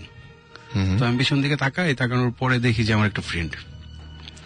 তো ফ্রেন্ড আচ্ছা, থাকার সেই পর ফ্রেন্ডের নামটাও বলতে চাচ্ছেন না আপনি, হ্যাঁ, তাই আমি তো? ওইটাও আচ্ছা, না ওকে, বলতে একদম চাচ্ছি বলা না। দরকার নেই। ঠিক আছে, আমি শুধু একটা কথা বলবো মাঝখানে, যে আপনি যখন ইমেলটা করেন, ইমেলটা আমি যখন নেই এবং ইমেলটার পাশে যখন এটা আমি যখন হচ্ছে ওয়ার্ড ফাইলে নেই, এবং ওয়ার্ড ফাইলে নিয়ে লাল ফন্টে বড় বড় করে লিখেছিলাম মারাত্মক। সুতরাং আমি বলবো যে অবশ্যই অবশ্যই এই ঘটনাটা একটু মন দিয়ে শুনবেন। তো পরে আমি ওই ফ্রেন্ডের সাথে দেখা হয়, তো ও বলতেছে যে কোত্থেকে আসলি। তো আমি বললাম যে খালার বাড়িতে গেছিলাম। তো ওই এই জায়গায় একটা কথা বলি, ওই বাস স্ট্যান্ডটা যে জায়গায়, ওইটা হচ্ছে আমার নানার বাড়ি। আচ্ছা। তো আমাদের নানার বাড়ি ক্রস করার অনেক পরে আমাদের বাড়ি হুম। মানে আরেকটা ডিস্ট্রিক্টে চলে যায়। আচ্ছা, তার মানে তো একটা আমি- সিরাজগঞ্জ বোধ হয় একটা, না? হ্যাঁ, ওইরকম। নানা বাসাটা সিরাজগঞ্জ, এটা হচ্ছে টাঙ্গাইল। হ্যাঁ। আচ্ছা, এরকম টাইপের কোন তো জায়গা? সরি, মানে মানে আমি মানে ধরে নিচ্ছি, হ্যাঁ, ধরে মানে নিচ্ছি। এরকম ধরনের, যদি যমুনা ব্রিজ বা এরকম আপনি বলছিলেন, আশেপাশের কোন একটা জায়গা ধরলাম আমি, হ্যাঁ, ধরলাম। ওরকমই। তো যেহেতু আমার বাড়িটা পরে, তার জন্য নানার বাড়িতে আমি নেমে যাচ্ছি। হুম। তো ওই জায়গায় মানে মানে ডিস্টেন্সটা কি এরকম যে ঢাকা গাজীপুর বা হ্যাঁ, এরকম এরকম। এরকম ধরনের কোন এরকম। একটা জায়গা, যে ঢাকা গাজীপুর বা মানে কি বলবো, রাজশাহী চাপাই, উনি যেহেতু চাপাই থেকে আসে, হ্যাঁ, এরকম ধরনের কোন একটা ডিস্টেন্স হবে? মানে ওই যমুনার পরে আমাদের ময়মনসিং তো বাসা আমাদের নিজস্ব। ও আচ্ছা আচ্ছা আচ্ছা আচ্ছা, ওকে। তো আমি ওই জায়গায় ফ্রেন্ডের বলি যে আমি বাড়িতে যাবো, নানার বাড়িতে যাবো। হুম। তো বলে চল আমার সাথে চল। তো আমি বললাম যে তুই কোথায় ছিলি এত রাত্রে? তো বললো যে আমার বোনের বাড়ি আছে, ওই জায়গায় আমি ছিলাম। আচ্ছা। তো এটা বলার পরে আমি বলছি তাহলে চল, কিন্তু এইভাবে যাবো কিভাবে, অনেক দূর তো। হুম। তো বলছে দেখি ভ্যান ট্যান পাওয়া যায় কিনা, ওইদিকে অনেক ভ্যান করে। আচ্ছা। তো উনি ভ্যানের ইয়েতেই করছে। তো করার পরে পিছন থেকে দেখি একটা ভ্যান আসতেছে। তো সঙ্গে সঙ্গে, এবং হ্যাঁ, সেও সঙ্গে তো সঙ্গে। নিশ্চয়ই খুব আকস্মিক ভাবে আপনার সামনে হ্যাঁ, উপস্থিত আকস্মিকভাবে হয়েছিল। আসছে এবং ভ্যানটাও মানে ওইভাবেই আসছে। আচ্ছা। তো আসার পরে দেখি যে ভ্যানটা আমার পূর্ব পরিচিত, মানে আমাদের নানাদের বাড়ি যে আছে ওই বাড়ির পাশাপাশি বাড়িতেই আচ্ছা। ভ্যানটারই। তো পরিচিত যেহেতু, সেহেতু আর কোনো প্রশ্ন নাই, উঠে গেছি ভ্যানে। তো ভ্যানে চলছি, ওর সাথে কথা বলতেছি, আচ্ছা, আপনি আরেকবার ক্লিয়ার করবেন, বন্ধু এবং ভ্যানওয়ালা দুজনেই আপনার পরিচিত? হ্যাঁ, দুজনেই পরিচিত। ওকে, ফাইন। তো যাচ্ছি, যাওয়ার সময় মানে ওই বাস স্ট্যান্ডে যখন কাছাকাছি চলে আসছি, তখন ওরা বলতেছি যে দোস্ত আমি তো এই যে আমারে বলছি ফোন দিয়া আসার আগে বাড়ি থেকে, ওই বাড়ি থেকে, খালার বাড়ি থেকে বলছি যে আপনার থাকো তুমি, আমি আসবো। তো উনি মনে হয় ওই ওনার বন্ধুর যে ক্লিনিক আছে ওইটাতে বসে আছে। তো আমি একটু দেখা করি। তো বলতেছে না, কি দেখা করবি, এত রাত্রে থাকবো নাকি, জল জায়গা একসাথে। আচ্ছা। তো আমি বলছি যে না, তারপরও মামা যে ছোট মামার বললে থাকবো। তো অনেক ও মানে বলতেছে না আমার সাথেই চল, এরকমই করতেছে। তো বাস স্ট্যান্ড যখন গেছি তো নামছি আমি, নামার পরে ও বলতেছে গেলে ভালো হইতো, আচ্ছা দেখ কি করবি। তো আমি নাইমা ওই ক্লিনিকের দিকে গেছি, আমি বলছি দাঁড়া, আমি যদি মামা না থাকে তাহলে চলে আসবো, আচ্ছা। আর যদি মামারা বলতে পারি যে আমি তোর সাথে যাবো তো ঠিক আছে।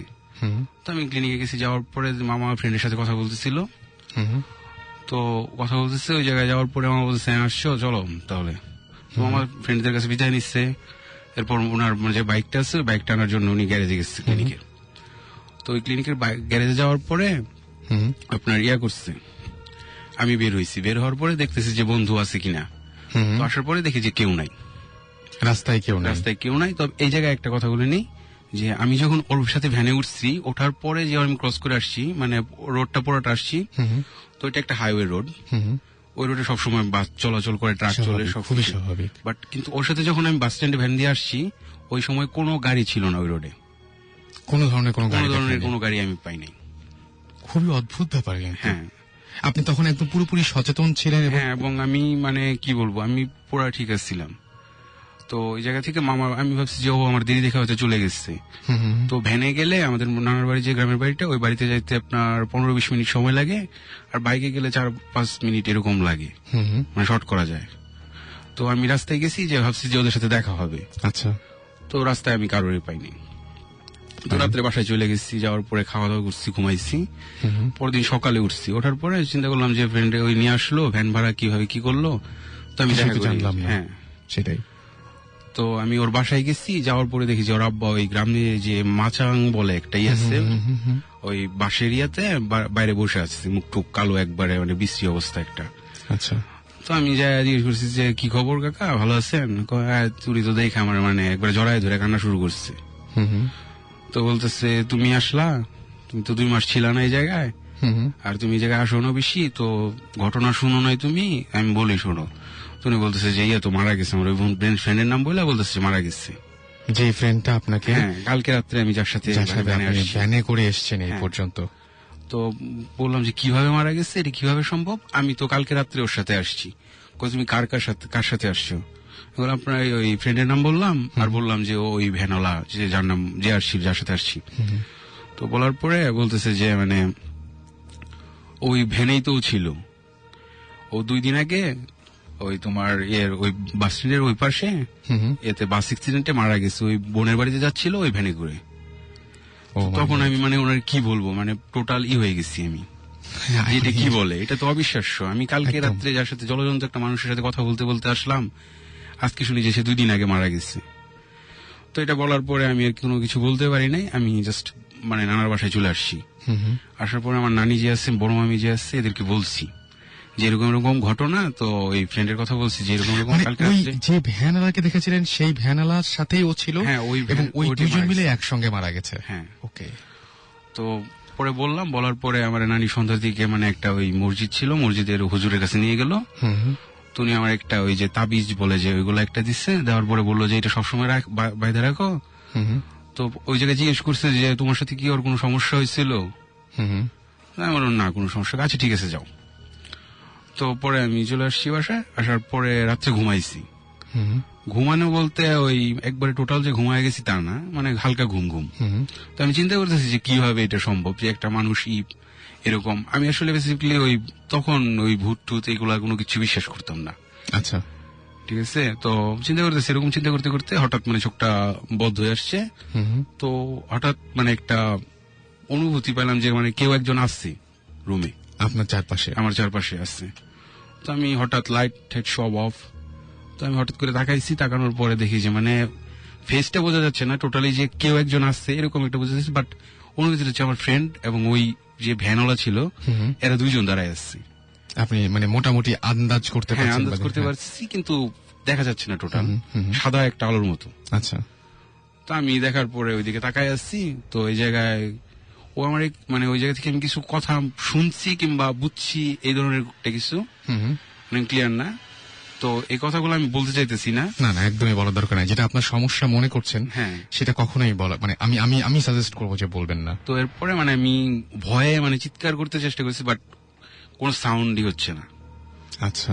তো হঠাৎ করে মানে একটা জোরে চিৎকার হয়ে গেছে, হওয়ার পরে মানে চোখ বদ্ধ করে ফেলছি আমি। চোখ বদ্ধ করে ফেলে দরজা একটা শব্দ হয়েছে। শব্দ হওয়ার পরে চোখ পেলে চাইছি ওইদিকে, যাওয়ার পরে দেখি কিচ্ছু নাই। আচ্ছা। মানে দরজার শব্দটা হচ্ছে আমার মামা ঢুকছে ঘরে। মামা ঢুকে লাইট জ্বালাইছে, কি হয়েছে কি হয়েছে বড় বললাম যে এরকম এরকম ঘটনা, আমি এটা দেখে ভয় পাইছি। তো বলার পরে উনি করছে, আচ্ছা ঠিক আছে সমস্যা নাই, আমি থাকি, কোনো ব্যাপার না। তো ওই এটা চলে গেছে। তো পরে আমি রাত্রে স্বপ্নে দেখতেছি যে কেউ আমার মানে জোর করে ধরিয়া মানে ঘাড় মোটকায় মারে যেভাবে, ওইভাবে মারতেছে। দুঃস্বপ্ন? হ্যাঁ, দুঃস্বপ্ন, মানে মামার সাথে থাকার পরেও। তো সকালে ঘুম ভাঙছে, ভাঙার পরে শুনি যে মানে ওই যে বাস স্ট্যান্ডটা ক্রস করার পরে একটা মসজিদ আছে, মসজিদের পরে রেল লাইন আছে, ঠিক আছে, রেল লাইন আর একটা ব্রিজ আছে। ওই ব্রিজের 2টার মাঝখানে এই জায়গায় গাছের উপরে কার জন্য একটা ঘাড় মটকানো লাশ হয়েছে। ওইটা আমি বেসিক্যালি ঠিক না যে আমি স্বপ্ন দেখছি বলে এরকম হয়েছে না, সেটা আমি শিওর না। তবে এই জিনিসটা আমার ছাড়ে নাই, মানে মিলে গেছে। হ্যাঁ মিলে গেছে, বাট আমার এই জিনিসটা ছাড়ে নাই। আপনি আমাকে এখন একটা কথা বলবেন, সেটা হচ্ছে যে আপনি কেন আপনার বন্ধুর নামটা বললেন না আমাদেরকে? নাম কিন্তু বলতে হবে না। না, নামও বলতে চাচ্ছি না আমি। মানে ওর সাথে ফার্স্ট টাইম হচ্ছে যে আমি হুজুরের একটা কথা বলি নাই, সেটা মেলেও বলি নাই, এখনো বলি নাই। যেটা ঘটেছে মানে একটা কথা আপনি এখন পর্যন্ত চেপে গেছেন একদম পুরোপুরি। হ্যাঁ, ওইটা হচ্ছে যে মানে ওর সাথে আমার একটু সমস্যা হয়েছিল। আচ্ছা। আমি থাকতাম বেসিক্যালি আমার বাড়ি ময়মনসিংহ হওয়ার পর আমি টাঙ্গাইল থাকতাম, হ্যাঁ, ওই জায়গায় পড়াশোনা করছি আমি। তো ওই ওনার সাথে মানে একটু সমস্যা হয়ে গেছিল এবং আলো একটা বড় সমস্যা হয়েছিল। সেইখান থেকে মানে কি অদ্ভুত ব্যাপার। আমি আমি আমি এখানে আরেকটু থামিয়ে দিয়ে বলবো যে সমস্যা তো হয়ই মানুষের সাথে, এবং সমস্যা হলে সমস্যার পরিণতি কি হয় সেরকম একটা ঘটনা আমি জানাবো। সেটা হচ্ছে যে আমার কাছে একটা ইমেল আছে। ইমেলটি করেছেন হচ্ছে this is DH Masud from Narayanganj. আমি ভূত এফএম এর একজন নিয়মিত শ্রোতা। কিছুদিন আগে আমার জীবনে একটা ভুতুরে ঘটনা উনি উল্লেখ করেছেন। আর এই ঘটনা ঘটে সময় কালটা ছিল 5th নভেম্বর। আমাদের গ্রামের বাড়িতে একটা বিয়ে বাড়ির দাওয়াতে উনি যাচ্ছিলেন। 3rd নভেম্বর আমার পরিবারের সবাই গ্রামে চলে যায়, কিন্তু আমি একা কাজে আটকে যাই, তাই আমাকে পরের দিন রওনা দিতে হয়। That means 4th November. Narayanganj থেকে রওনা দিতে দিতে রাত প্রায় 9টা বেজে যায়। গ্রামে আমাদের বাড়িতে একটু ভেতরে বলে বাস থেকে নেমে একটু পথ রিকশায় যেতে হয়। শীতের রাত বলে রাস্তায় তেমন একটা মানুষজন ছিল না। অনেক কষ্টে একটা রিকশা জোগাড় করতে পারি। যখন রিকশাতে উঠলাম তখন প্রায় রাত 12:45 মতো বাজে। সারা রাস্তায় আমি 2-4টা কথা বললেও রিকশাওয়ালা একটা কথাও বলেনি। এমনকি সে যে রিকশা চালাচ্ছে তাতেও কোনো শব্দ হচ্ছে না। রাত প্রায় 1টা বাজে। বাড়ির কাছে চলে আসলাম। তার সাথে আমার ভাড়ার ব্যাপারে কথা হয় 22 টাকা। তাকে আমি 20 টাকা দিয়ে বললাম ভাঙতি নাই, যদিও কথাটা মিথ্যা ছিল। তখন সে বলল ভাঙতি আছে আমি জানি, মিথ্যা কথা বলবেন না। আমি তার কথা শুনে একটু উঁচু গলায় বললাম আমি মিথ্যা কথা বলছি মানে? আমি মিথ্যা কথা বলি? সে আবারও বলল আপনি মিথ্যা কথা বলেছেন। আমি আবারও বলি ভাঙতি নাই, অন্য একদিন নিয়ে যেও। তখন সে আমার দিকে অদ্ভুত দৃষ্টিতে তাকিয়ে বলল মিথ্যা কথা বলার পরিণাম ভালো না, খুব খারাপ, খুব খারাপ। তারপর আমি যখন বাসায় গিয়ে কাপড় চোপড় চেঞ্জ করি তখন আবিষ্কার করি আমার পকেটে কিছু 100 টাকার নোট ছিল, সেগুলো নেই। মানি ব্যাগ চেক করে দেখলাম সেখানেও টাকা যা ছিল কিছুই নেই। বাকি কাগজপত্র সব ঠিক আছে। তখন আমি কিছুটা ভয় পেয়ে যাই। হঠাৎ মনে পড়ে আমার সুটকেসে 10,000 টাকা ছিল, যেটা বাসায় রাখা আর কি, যেটা বিয়েতে খরচ করার জন্য আনিয়েছিলাম। সবচেয়ে অবাক করার মতো বিষয় হলো সেই 10,000 টাকাও পাওয়া যায়নি, যেটা বাসায় ছিল। যদি আমরা মনে করি যে মানি ব্যাগটা কেউ পকেট মারা নিয়েছিল বা কিছু একটা হয়েছিল, বাট বাড়িতে যে 10,000 টাকা ছিল সেই 10,000 টাকাও নেই। কিন্তু আমার স্পষ্ট মনে আছে বাস থেকে নামার 15 মিনিট আগেও আমি টাকাটা চেক করেছিলাম। আর এরপর থেকে আমি আর কোনো দিন রিক্সাওয়ালাদের সাথে ভাড়া নিয়ে কোনো ধরনের কোনো বাকবিতণ্ডা করি না। This is the true story and what happened in my life. তো আমি বললাম সেটাই, যে যদি কারোর সাথে কোনো ঝামেলা হয় বা এরকম, মানে কার সাথে ঝামেলা করছি আমরা, বেসিক্যালি আমরা জানি না যে আমাদের চারপাশে কারা। আমাদের এই যে আজকে যে ঘটনাটা শুনলাম যে আনোয়ার চেয়ারম্যান, যিনি মৃত একজন মানুষ, তিনি নাকি বাসা চিনিয়ে নিয়ে আসলেন। এবং আমি এছাড়াও আরেকটা ঘটনা বললাম, সেটা হচ্ছে যে এখন যে ঘটনাটা আমরা শুনলাম যে একটু আগে, যে ওনার বন্ধু ওনাকে এবং এর পরিচিত রিক্সাওয়ালা তাকে বাসায় নিয়ে এসছেন, তারা কারা। সুতরাং আমি সবসময় একটা কথা বলি যে আমাদের চারপাশে কারা আছে বেসিক্যালি আমরা জানি না। আমরা কাদের সাথে ওঠা বসা করছি, তারা কে, আমরা সত্যিই কি জানি না। সো আপনাদের যদি এই নিয়ে কোনো ধরনের কোনো অভিজ্ঞতা থাকে তাহলে অবশ্যই আমাদের SMS করতে পারেন। শাউট লিখবেন, SHOUT শাউট, স্পেস দিয়ে আপনার নাম, স্পেস দিয়ে আপনার মেসেজ পাঠিয়ে দিবেন 9840 নাম্বারে। আর যারা ইমেল করতে চান তারা boothfm@radiofurti.fm এ ইমেল করবেন, এবং ইমেলের সাথে অবশ্যই নাম, ঠিকানা এবং আপনার ফোন নাম্বার, এই তিনটা, যে ফোন নাম্বারটা সবসময় অ্যাভেলেবল, এরকম একটা ফোন নাম্বার অবশ্যই জানাতে ভুলবেন না। আর আমিও বলবো যে আপাতত একটা ব্রেক নিয়ে আসি। তার আগে বলবো যে আমাদের অমিত SMS করেছেন, আনাফি, তানিয়া, অভিষেক SMS করেছেন, পূজন, রাব্বি SMS করেছেন, আনোয়ার, মনির, কমল, দোলা, অপেল, রুবেল সহ আরো অনেকে। এছাড়াও আমাদের SMS করেছেন দেখতে পাচ্ছি ফারুক, অনি, মাহিন, সুমন, আখি সহ আরো অনেকে। সো স্টে টিউনড, রেডিও ফুর্তি ফিরে আসবো একটু পরেই। আর এখন আপাতত একটা গান শুনে আসবো, কোথাও যাবেন না, ফিরে আসছি এই গানটির পরপরই। Stop the food beat. Don't stop the food beat. Radio Furti 88.0 FM.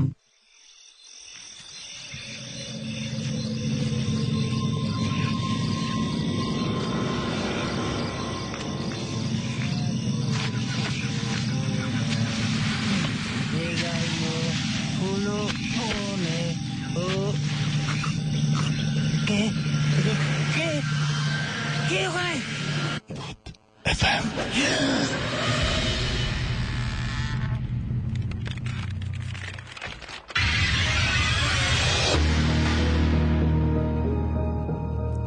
That's right. রাতের বেলায় ভুল করে কেউ কোশ্চেন করবেন না যে কে ওখানে, কারণ এত রাতে আপনার সাথে থাকে একমাত্র রেডিও ফুর্তি এবং ভূত FM, এবং সাথে আছি রাসেল। আর চলছে আমাদের সেই যে সমস্ত এই মুহূর্তে গেস্টরা রয়েছেন তাদের অদ্ভুত অদ্ভুত সব ঘটনাগুলো আমরা জানতে পারছি। আপনাদের গত সপ্তাহে আমরা অসংখ্য SMS পেয়েছিলাম একটা বিষয় নিয়ে, সেটা হচ্ছে যে ফয়েজ লেক। সো ফয়েজ লেকে আমি বলেছিলাম যে ফয়েজ লেক থেকে তো আসলে ইনফ্যাক্ট কোনো ঘটনা পাইনি, সো কিভাবে ফয়েজ লেক সম্পর্কে বলবো। তো আজকে আমার কাছে ফয়েজ লেকের বেশ কিছু ঘটনা, এরপরে কেউ রেকর্ড করে পাঠিয়েছেন, বাসায় রেকর্ড করে পাঠিয়েছেন, যার জন্য সাউন্ড কোয়ালিটিটা হয়তো একটু মানে কি বলবো যে একটু অন্যরকম হতে পারে, বাট তারপরেও একটু মন দিয়ে শুনলে আমার মনে হয় একদম খারাপ লাগবে না। তো চলুন এরকম একটা ঘটনা শুনে আসি। চিটাগং থেকে ফয়েজ লেকের একটা ঘটনা পাঠিয়েছেন আমাদের একজন লিসনার, চলুন তার কথা শুনে আসি একটু।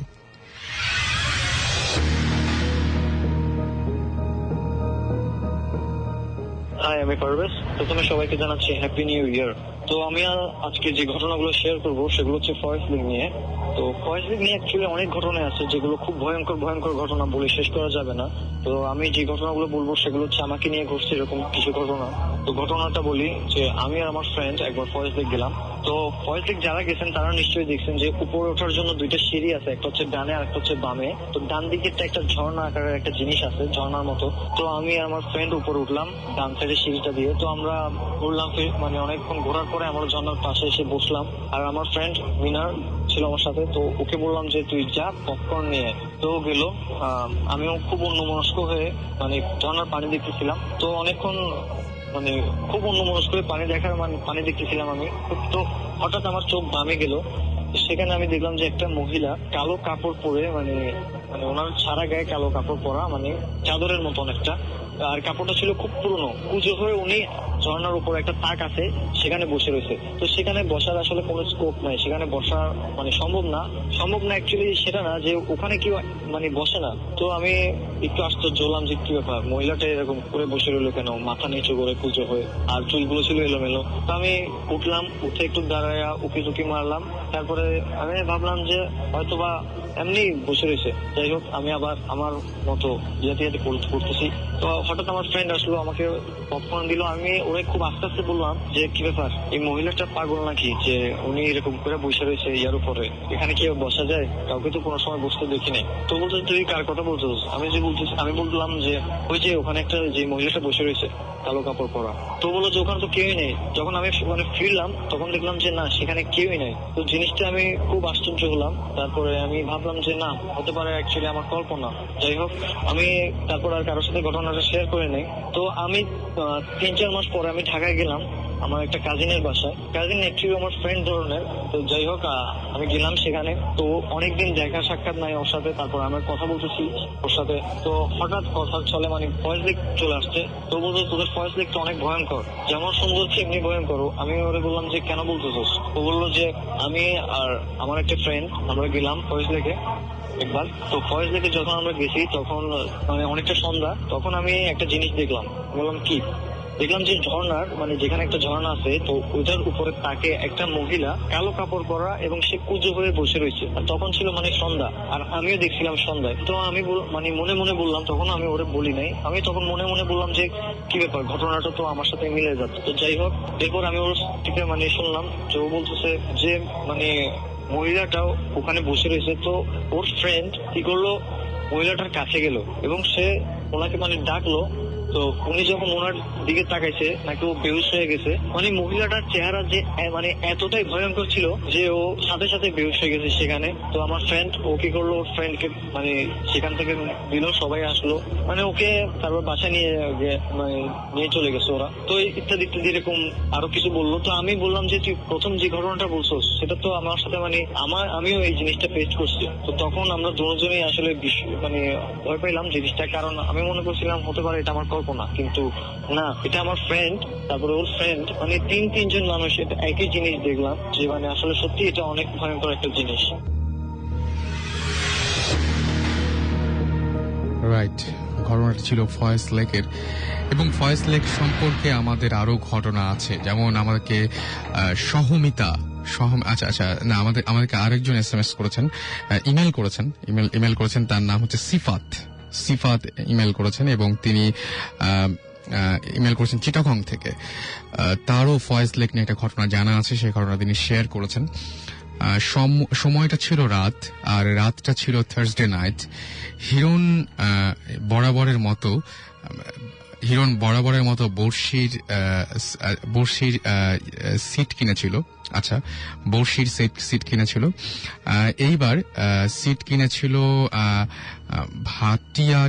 ভাটিয়ারি লেকে। ওকে, মানে এটা কি মানে বর্ষির সিট আমি ঠিক জানি না, এটা মনে হয় মাছ ধরার জন্য কোনো একটা কিছু, এবং এটা চিটাগং এ যারা আছেন তারা আরো ভালো বুঝতে পারবেন। ভাটিয়ারি লেকে রাত ধীরে ধীরে গভীর হতে লাগলো। আপনারা হয়তো জানেন যে লেকে, নদীতে কিংবা সাগরে বড়শিতে খুব একটা মাছ ধরে না, যে কয়েকটা লাগে তাও বড়সড়ই লাগে। হিরণের সাথে একজন পার্টনারও ছিল। হিরণ হঠাৎ খেয়াল করলো পার্টনারের যিনি সাথে ছিলেন তিনি ঘুমিয়ে পড়েছেন, কারণ তার পার্টনার জানতেন হিরণ ঘুমোবে না। রাত আরো গভীর হতে লাগলো। হঠাৎ হিরণ খেয়াল করলো ছোট একটা ছেলে সাঁতরে সাঁতরে লেক পার হচ্ছে। একবার এপার থেকে ওপার যাচ্ছে, আর একবার ওপার থেকে এপার আসছে। চাঁদের আলোতে ছেলেটির গায়ে পড়ার সাথে সাথেই কালো বর্ণের ছেলেটিকে দিকে হিরণের দৃষ্টি আটকালো। হিরণ ছেলেটি সম্পর্কে কিছু ভেবে ওঠার আগেই ছেলেটি অদৃশ্য হয়ে গেল। পরক্ষণেই লেকের ওপারে পাহাড়ের গা ঘেঁষে যেখানে জঙ্গল, সেই জঙ্গলের মধ্যে দেখল হিরণ যে সাদা রঙের আলখেল্লা পরা একজন মানুষ, যিনি নামাজ পড়ছেন। মানুষটি নামাজ পড়া শেষে সালাম ফিরালো। অমনি হিরণের চোখে মানুষটির দৃষ্টি আটকালো। যখন নামাজ পড়ার সময় হিরণের দিকে তাকালো, আর কি সালাম ফেরানোর সময় আটকালো। হিরণ ভাবছিল এত রাতে জঙ্গলের মধ্যে মানুষটি কিসের নামাজ পড়ছে। ভাবতে ভাবতেই হঠাৎ হিরণ দেখে মানুষটি নেই। সেই পরপর দুটি মানুষকে দেখলো, একজনের সাথে একজন সাঁতরে লেক পার হচ্ছিল, আর একজন জঙ্গলের ভেতরে নামাজ পড়ছিল। হিরণ যাদেরকে দেখলো তারা কারা, তারা কে, এইসব কোনো ব্যাখ্যা তার কাছে ছিল না। পরদিন খুব ভোরে হিরণকে অজ্ঞান অবস্থায় পায় তার পার্টনার। পরদিন খোঁজ খবর নিয়ে স্থানীয় মানুষদের কাছে জানা গেল রাতে এরকম অনেকেই অনেক কিছু দেখে। হিরণেরও সেরকম একটা ব্যাপার হয়েছে এবং হিরণের কাজিন সিফাত এই ঘটনাটি আমাদের ইমেল করেছেন। সো ফয়েজ লেক নিয়ে এরকম অসংখ্য ঘটনা আছে, আমি বুঝতে পারছি। সেই ঘটনাগুলো যদি আপনার জানা থাকে, আপনি যদি স্টুডিওতে আসতে চান, অলওয়েজ ওয়েলকাম। আর আপনি যদি আমাদের লিখে পাঠাতে চান তাহলে অবশ্যই লিখে পাঠাতে পারেন bhootfm@radiofurti.fm। এছাড়া আপনি আমাদের SMS করে যদি আসতে চান জানাতে পারেন। আমাদের SMS করার নিয়মটি হচ্ছে মোবাইলের মেসেজ অপশনে গিয়ে টাইপ করে ফেলতে হবে আপনাকে SHOUT শাউট স্পেস আপনার নাম স্পেস আপনার মেসেজ পাঠিয়ে দিতে হবে 9840 নাম্বারে। আমরা আবারও ফিরে যাব আমাদের প্রথম অতিথির কাছে। ওকে, আপনার নামটা বলে আবার শুরু করবেন। অনেকেই হয়তো অনেকক্ষণ আমরা অন্য বিষয় নিয়ে আলোচনা করেছি। সো আমার নাম কাইসার রহমানী। উনি এর আগে দুটো ঘটনা বলেছেন পরপর, তাই না? চাঁপাইনবাবগঞ্জের ঘটনা। হ্যাঁ, চাঁপাইনবাবগঞ্জে। আমার মূল ঘটনাটার আগে কি আরেকটা ঘটনা বলা যাবে? হ্যাঁ শিওর, আপনি বলতে পারেন। সেই ঘটনাটাও আমিও প্রত্যক্ষদর্শী। আমি এর আগেও বললাম যে আমি আর আমার ফুফাতো ভাই, কাজিন তুহিন ভাই, আমার অনেক সিনিয়র, আমরা একসাথে এক ঘরে ঘুমাতাম। মানে ফুফাতো ভাই আমাদের সাথে থাকতেন। তখন আমি ক্লাস 8 অথবা 9 পড়ি। তো আমাদের বাড়িটা মাটির দোতলা, তার পাশে আবার একটা ছোট্ট কয়েকটা ঘর। তো আমাদের যেটা বাথরুম ছিল সেটার কোনো দরজা ছিল না, সেটা ছিল আপনার চট, মানে গ্রামে চট বলে ওটাকে আর কি, ওটা দিয়ে দেওয়া হয়েছিল ওটার উপরে বাথরুমে। তো আমি ঘরে, তুহিন ভাইয়া প্রায় রাত তখন 2:30 3টা এরকম হবে, উঠেছে বাথরুমে যাবে এই জন্য। ওকে, তো উঠে দেখে যে পানির শব্দ। তো উনি লাইট যেহেতু উনি অন করেছে, আমার ঘুম ভেঙে গেছে। তো উনি আবার ভাবলো যে মামি মানে আমার আম্মা অথবা আব্বা থাকতে পারে। তো উনি আম্মার কথাটা বেশি মনে করছে, মামি হয়তো আছে, এই জন্য আবার চলে আসছেন ওখান থেকে ঘরে। 10-15 মিনিট পরে আবার সেখানে গেছে, দেখেছে পানি পড়ছে। ওকে, তো উনি বিষয়টা খুব সহজভাবে নিয়েছে, আসছে। এসে আবারও প্রায় 15-20 মিনিট পরে গেছে, দেখেছে তখনও পানির শব্দ। পানি ব্যবহার করলে যেরকম শব্দ হয় সেরকম শব্দ হচ্ছে। তারপরে এসে আমাকে বলছে যে কি বাথরুমে মনে হয় মামি গেছে অথবা মামা গেছে। আমি জিজ্ঞেস করেছি যে কি ব্যাপার। তো এতক্ষণ লাগার তো কথা না, প্রায় 45 মিনিট 1 ঘন্টা হয়ে গেছে এরকম। তখন আমি রুমে বসা, তুহিন ভাইয়া ওই যে জানালার কথা বললাম, ওই জানালায় গিয়ে বলছে মামি মামি এভাবে ডাকছে। তখন আম্মা কথা বলেছে। আম্মা যখন কথা বলেছে তখন মানে তুহিন ভাইয়ের ফার্স্ট প্রশ্নটা মাথায় আসছে যে তাহলে ওইখানে কে, রহমানি যেহেতু রুমে, মামি রুমে, তো বলছে যে বাথরুমের লাইটটা জ্বালান তো, মানে লাগে বাথরুমের লাইটটা আমাদের ঘর থেকে, আম্মার ঘর থেকে যেত। আম্মা এটা দিয়েছে। তো লাইটটা দেওয়ার আগেই তুহিন ভাই আবার ওই রুম থেকে বাথরুমের ওইখানে গেছে। তো উনি দেখে কি এক মহিলা এবং মহিলার সাথে একটা 2-3 বছরের বাচ্চা, দুইজনই বাথরুম থেকে বের হয়ে, তুহিন ভাইয়াও মানে আমাদের আবার একটা গোয়ালঘর ছিল ওইদিকে, গোয়ালঘরটা ছিল, পরবর্তীতে গরুও ছিল না, গোয়ালঘরটাকে মানে আর ছিল না, যাতায়াত করা যেত গোয়ালঘরের ভিতর দিয়ে। কিন্তু যাতায়াত করা যেত, কিন্তু বাড়ির বাইরে আপনি যেতে পারবেন না, মানে একটা স্পেস আর কি বাড়ির ভেতরে। বুঝতে পেরেছি। তো ওইখানে মানে ওইদিকে ওনারা মানে ওই দুইজন বাচ্চা এবং মহিলা দুইজনই দৌড় দিয়েছে। ওকে, দৌড় দেয়া দেখে তুহিন ভাইয়াও ওদের পিছনে দৌড় দিচ্ছে। একটা সময় মহিলাটা, মানে গ্রামের ভাষায় এটাকে ড্যানা বলে, বাহুটা, মহিলাটা ওই ছেলের এই বাহুটা ধরা মাত্র মানে ওইখান থেকে নিখোঁজ। মানে দুজন অদৃশ্য হয়ে গেছে। কিরকম? দুজন অদৃশ্য হয়ে গেছে একদম চোখের সামনে, একদম চোখের সামনে। তখন আমি আসছি, আম্মাও আসছে, আব্বাও আসছে, দিয়ে বললো যে এই ঘটনা। বাথরুমে গেলাম, বাথরুমে গিয়ে দেখলাম যে অনেকক্ষণ বাথরুম ইউজ না করলে দেখতে কিন্তু খুব ভালো লাগে যে বাথরুমে কোনো পানি নাই, শুকিয়ে গেছে পুরো জিনিসটা। পুরো বাথরুম শুকিয়ে গেছে, শুকানো মানে ওখানে কোনো পানির ব্যবহার হয়নি, কিন্তু পানির আওয়াজ পাওয়া গিয়েছিল। তো এবার আমার মানে এটা কিন্তু বেশ ভয়ঙ্কর ঘটনা। সেটা হচ্ছে যে আমার এসএসসি পরীক্ষার সময় আমার আব্বা মারা যায়। আব্বা মারা যাওয়ার পরে আমি ঢাকায় খালাম্মা খালুর কাছে মানুষ হয়েছি। এই পর্যন্ত আমি খালাম্মা খালু মানে আমার দেখাশোনা করেন। ওকে। তো আমি ঢাকায় আসার পর খুব অনেকদিন পর পর বাড়ি যাই। আর স্বাভাবিকভাবে আমি বাড়ি গেলে পড়াশোনা কম করি এবং আড্ডাটা বেশি দিই, এবং আমার বন্ধু বান্ধব প্রচুর, যে কারণে আম্মাও চায় না যে আমি বেশি বাড়ি আসি, মানে আমার জন্য যে ওখানে থাকলেই পড়াশোনা বেশি করবে।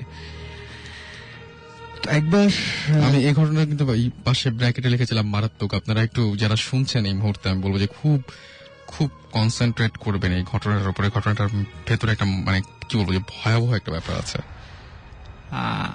এবং আপনারা এক জিনিস খেয়াল করবেন যে আজকে সবগুলো ঘটনার কাছাকাছি ধরনের, আমরা আমাদের যেটা প্রত্যেকবার মানে এই কোইন্সিডেন্সটা হয় যে প্রত্যেকটা ঘটনা একটু কাছাকাছি ধরনের। তোমরা শুনি। তো প্রথমে আমাদের গ্রামটার একটু বর্ণনা দিই যে চাঁপাইনবাবগঞ্জ জেলার লাস্ট স্টেশনটা হচ্ছে রহনপুর স্টেশন, মানে ওটার পরে ইন্ডিয়া। আমি গিয়েছি, আমি ওই দিক দিয়ে মানে ওই পুরো জায়গাগুলো আমার দেখা আছে এই জন্য যে আমি ওই দিক দিয়ে একবার ইন্ডিয়া গিয়েছিলাম। আচ্ছা, হতে পারে। হ্যাঁ, তো আমাদেরটা লাস্ট স্টেশন, যার ফলে মানে আমাদের রহনপুর গ্রামে অসংখ্য পাগল দেখা যায়। মানে সম্ভবত ট্রেনে উঠে যাওয়ার পর ট্রেন আমাদের এখানে তো অনেকক্ষণ থাকে, ট্রেন 1-2 দিন থেকে যায়। যখন দেখে যে চলছে না তখন হয়তো তারা নেমে পড়ে, যার কারণে মানে বিচিত্র রকমের পাগল কিন্তু মানে 2-1 মাস পর পরই সেখানে দেখা যায়। তো রহনপুর বড় বাজার যেটা, সেখানে একজন পাগল ছিলেন, ওর নাম হচ্ছে সামু পাগল। আমরা স্থানীয়ভাবে তাকে সামু পাগল বলি। তো সামু পাগল ওর হচ্ছে যে পাগলরা সাধারণত একটু অপরিষ্কার হয় এবং মানে চুল অপরিষ্কার হয়, দাড়ি অপরিষ্কার করে না ঠিক মতো। কিন্তু ওটার সে বিপরীত ছিল। আচ্ছা, সুদর্শন ছিল চেহারা, মানে ফর্সা, মুখ ভর্তি কালো দাড়ি, আর চুলও অনেক ঘন এবং খুব বড় না, কিন্তু মানে ঘনত্বের কারণে মনে হতো যে অনেক বেশি চুল।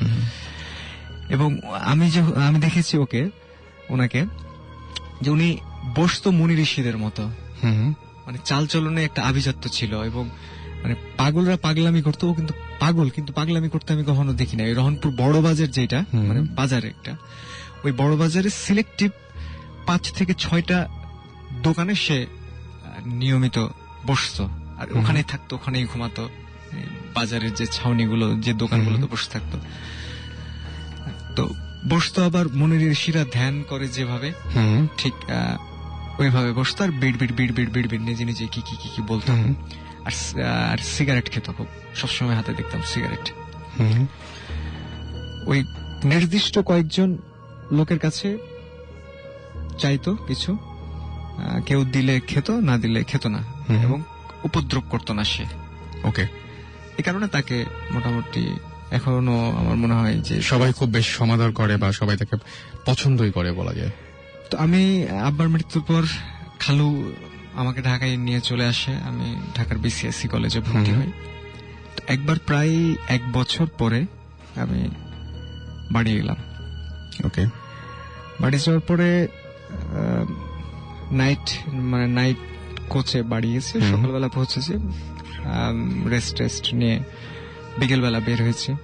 বিকেলবেলা বের হয়ে বন্ধুদের সাথে আড্ডা, এবং আমি মানে এখন পর্যন্ত এখনো বাড়ি গেলে আম্মার প্রচন্ড বকা খাই এবং প্রচুর রাত করি, মানে রাত হয়ে যায়।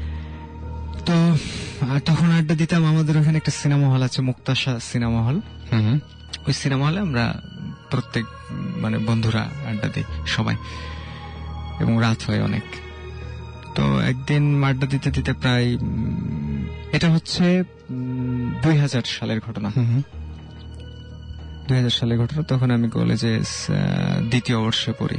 আচ্ছা। তো আড্ডা দিলাম অনেকক্ষণ আড্ডা দেওয়ার পরে আমি বাড়ি যাব। রহনপুরের সবচাইতে সুন্দর এবং বড় কবরস্থানটা হচ্ছে খড়মোড় এলাকায়। খড়মোড় মানে ওইখানে এক সময় খড় ছিল, মানুষজন বসবাস কম ছিল, ওই গবাদি পশু গরু ছাগল যে জেলখানা যেটা আচ্ছা সেটা খড়। তো এই জন্য ওই জায়গাটার নামকরণ খড়মোড়। তো এই খড়মোড়ে আমাদের নতুন বাড়িটা, ওই বাড়িতে আমরা এখন থাকি। তো ওই সবচেয়ে সুন্দর বড় কবরস্থানটা পরিষ্কার পরিচ্ছন্ন খুব, এবং কবরস্থান সম্বন্ধে আর যা যা থাকে যে খুব ভয়ঙ্কর এটা সেটা আমাদেরটা সেটা না, আমাদেরটা হচ্ছে খুব মানে পরিষ্কার পরিচ্ছন্ন এবং খুব চমৎকার একটা কবরস্থান। তো ওইখান থেকে আমার বাড়ি যেতে হেঁটে যেতে 5 মিনিট লাগে। আচ্ছা, ওইখান দিয়ে যেতে হয়। তো রাত 12:30 1টা প্রায় বেজে গেছে আড্ডা দিতে দিতে। আমি যাচ্ছি, আমি গেলাম কবরস্থানের পাশ দিয়ে। তো সামু আসছে, সে নির্দিষ্ট কয়েকজনকে যে পছন্দ করতো, তো ওর মধ্যে আমি একজন ছিলাম। আচ্ছা। তো সামু এসে বলছে যে টাকা দে। আমি আবার তুই বলতাম ওকে, তুই বলতাম, আসলে বলাটা আসলে ঠিক না, বলতাম কেন জানি। বলছে যে টাকা দে। তো আমার তাকে ভালো লাগতো, কারণ সে একটা পাগল, কিন্তু এই যে মুনি ঋষিদের মতো চলাচল, কোনো পাগলামি করে না, পরিষ্কার পরিচ্ছন্ন, এবং দীর্ঘদিন থেকে তাকে দেখে আসছে ছোটবেলা থেকে।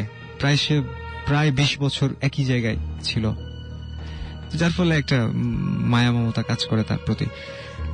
আর আমি অনেকদিন পরে বাড়ি গেছি, আমি দিলাম টাকা দিয়ে পরের দিনও বিকেলবেলা বের হয়েছি, 1টা-2টা পর্যন্ত ঘুমাই, কাজ থাকে না তো বাড়িতে গেলে কোনো। আর আম্মাও বকাঝকা তখন একটু কম করে, ভাইয়া একটু বকাঝকা করে। তো আবার আড্ডা দিয়েছি, ঘোরাফেরা করেছি। আমার কোনো বন্ধুর বাড়ি মানে খোয়াড় মোড়ে না, বিভিন্ন জনের বিভিন্ন জায়গায়। ওকে। তো আমি আবার বাড়ি আসছি 12:30 1টা। আর তখন কবরস্থানটা মানে এখন সেটা বাউন্ডারি দেওয়া হয়েছে এবং পর্যাপ্ত লাইট লাগানো হয়েছে, তখন এটা ছিল না। ওকে। এবং ওইখানকার মোড়টাতে অনেক ক্লিনিক হয়েছে এখন, তো ক্লিনিক গুলো ছিল না, একদম ফাঁকা জায়গা ছিল এটা। আমি আসছি, আস্তে কবরস্থানের পাশ দিয়ে আসছি। আবার সামু আসছে, সামু এসে বলছে যে টাকা দে। আমি কিছু মনে করিনি, আমি দিলাম, চাইতে পারে, স্বাভাবিক। বাসায় চলে গেছে, বাড়িতে চলে গেছে। ভাইয়া বকাঝকা করলো, আম্মারও একটু ঝামেলা হয়, কারণ রাত্রেবেলা আবার আম্মাকে উঠাতে হয়, আমার আম্মা খাবার দেয়। ওকে। পরে 2-1 দিন আসছি, কোনটা 2-1 দিন আমি আর দেখি নাই তাকে। তারপরে একদিন আমি আসছি, এসে ঠিক কবরস্থানটার পাশ দিয়ে যাচ্ছি, তখনও 1টা-1:30 বাজে। তো মানে কান্নার আওয়াজ, এই হু হু হু করে কান্নার আওয়াজ। তো আমি চিন্তা করলাম যে এখানে মানে কাঁদছে কে। তো দেখলাম যে সামু, ওই এখন যেখানে গেটটা বানানো হয়েছে ওর পাশে, সে ওই মানে জড়সড় হয়ে বসে কাঁদছে। তা আমি আবার তার পাশে গেছি। পাশে গিয়ে আমি বলছি যে কি ব্যাপার, কাঁদছিস কেন? তো ও কিছু বললো না, ও কিছু না বলে আমি যেদিক দিয়ে আসছি সেই দিকে চলে গেল, মানে বাজারের দিকে গেল। আমি আবার ওর বিপরীত দিকে আমার বাড়ি। আমি আর কিছু বললাম না, আমি তখন আমার বাড়ির দিকে যাচ্ছি। তো একটা কাঠের মিল আছে আমার বাড়ির সামনে, তো ওটার কিছু দূর আসা মাত্র হঠাৎ দেখি সে আবার আমার সামনে। আমি আবার একটু অবাক হলাম যে কি ব্যাপার, ও চলে গেল, আসলাম, এখন আবার সামনে আসলো। অবাক হয়েছে, কিন্তু প্রশ্ন জাগে নাই মনে, কারণ সব বিষয়গুলো আমার কাছে স্বাভাবিক মনে হয়েছে। দিয়ে সে বলছে যে আমার খুব ঠান্ডা লাগছে, আমাকে একটা সাদা চাদর দিতে হবে। তো আমি সাদা চাদর, ঠান্ডা, তখন গরমের সময়। তো আমার মানে এখন যেটা মনে হয়, যেমন একটু আগে যে গল্পটা বলছিলাম যে ওই মহিলার হাসি, তো শামুর চোখ দুইটা মানে কেমন একটা মমতা, মানে সে চাচ্ছে। তো ওর চোখ দুটো আমার খুব মনে পড়ে। তো আমি তখন বললাম যে আচ্ছা ঠিক আছে দিব, যা, ঠিক আছে দিব বলে আমি বাড়ি চলে গেলাম। তারপরের দিন বিকেলবেলা বন্ধুদের সাথে আড্ডা দিচ্ছি, আমার বন্ধু রাজু, তাজ, এরা সবসময় আড্ডা দিই একসাথে, বসে আড্ডা দিচ্ছি। আড্ডা দেওয়ার সময় বলছি যে আবদারটার কথা বললাম সামুর, যে সামুর সাথে এরকম দেখা, 2 দিন টাকা দিলাম, এখন আবার ওর নাকি ঠান্ডা লাগছে, সাদা চাদর নেবে। কথা বলা মাত্র ওরা হাসতে লাগছে। তো মানে আমি কিছু বুঝে উঠতে পারছি না, প্রচন্ড হাসছে তারা, যে কি ব্যাপার, আমি হাসছিস কেন? তো ওরা ফাজলামি করতে শুরু করলো আবার, যে কি চাইছে তোর কাছে? আমি বললাম যে চাদর। কত টাকা দিয়েছিস তুই? আমি কত টাকা দিয়েছিলাম মনে নাই আমার, বললাম যে হ্যাঁ দিয়েছি, এটা সেটা। ওরা আরো হাসছে। তো আমি যখন সিরিয়াস হলাম যে কি ব্যাপার, মানে ঘটনাটা কি বল, তখন বলছে যে সামন্ত প্রায় 7-8 মাস আগে মারা গেছে। তো মানে এই কথা শুনে মানে আমিও বুঝতে পারছি না যে মানে ওরা কি আমার সাথে তাহলে কি ফাজলামি করছে নাকি। সেটাই, কারণ আপনার সাথে সামুর তার আগে কয়দিন দেখা হয়েছে? মোট আমার মোট 3বার দেখা হয়েছে, এবং 2বার টাকা চেয়েছে, 1বার চাদর চেয়েছে। মাঝখানে শুধু 2 দিন দেখা হয় নাই তার সাথে আমার, মানে 4-5 দিন। প্রত্যেকবার কি গোরস্থানের সামনে দেখা হয়েছিল? প্রত্যেকবার গোরস্থানের সামনে, এবং লাস্টে একবার যে কিন্তু আমি তাকে গোরস্থান থেকে আসতে দেখিনি।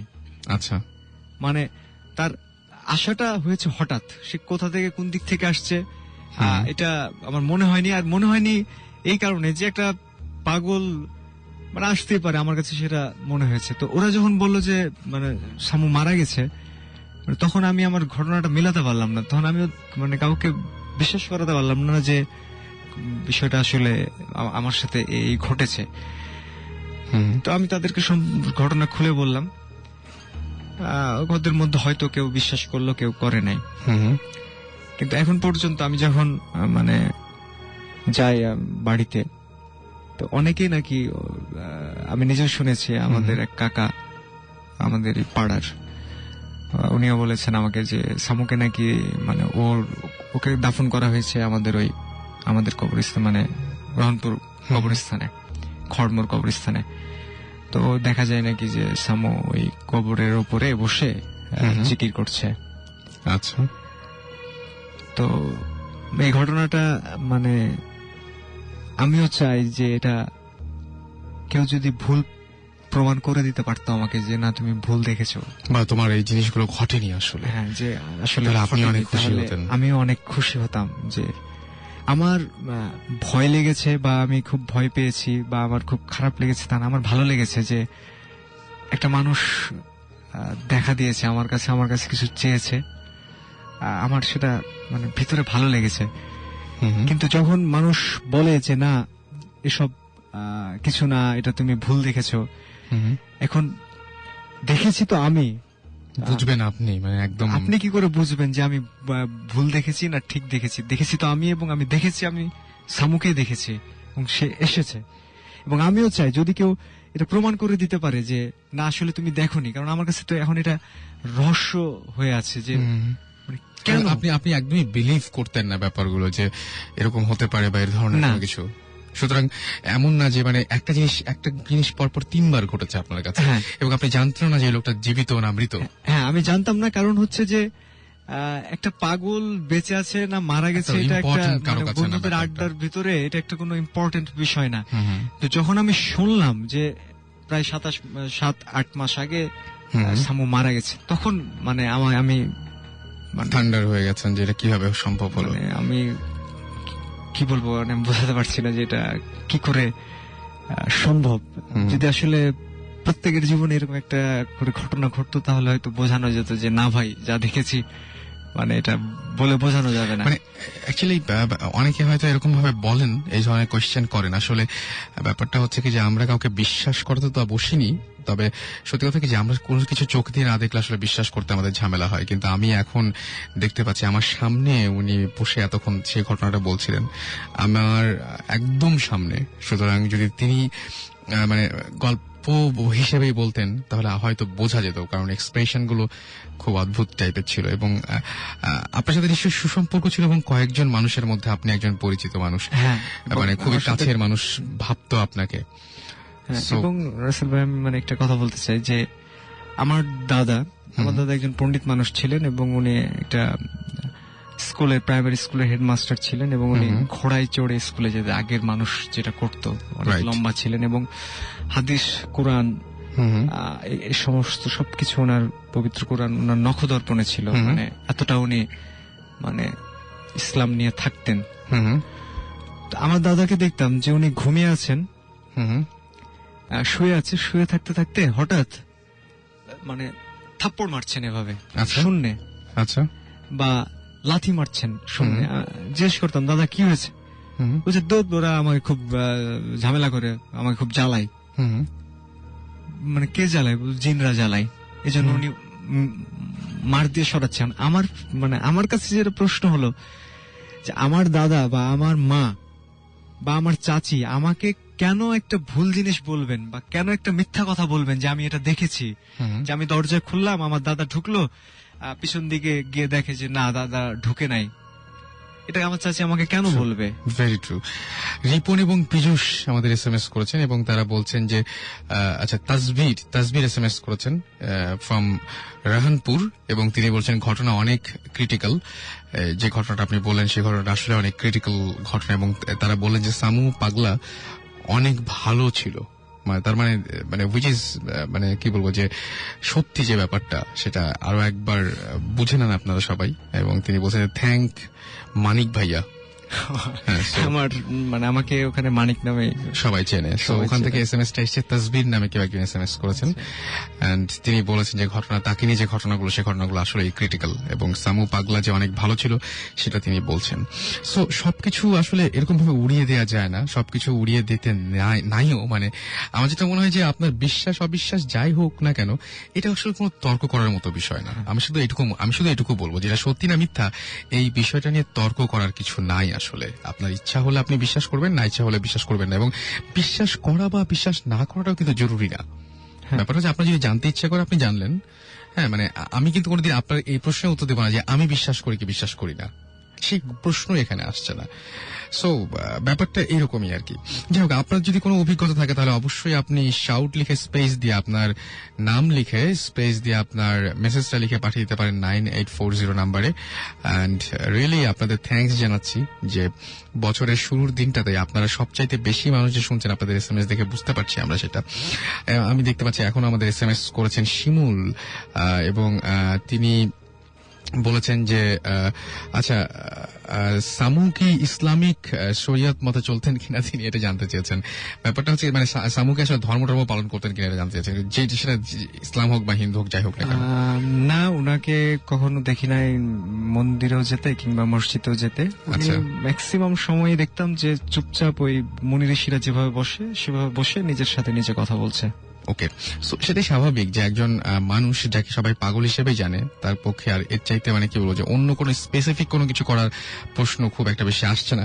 পিয়াল লিখেছেন আমাদেরকে, পিয়াল SMS করেছেন এবং আবির আমাদের SMS করেছেন, আলম SMS করেছেন, আলিফ SMS করেছেন, রুমি SMS করেছেন আমাদেরকে, তুবা SMS করেছেন, জামান, তারপরে স্বাধীন, মামুন SMS করেছেন আমাদেরকে, তাশিক SMS করেছেন, শিমুল, সাইফ সহ আরো অনেকে।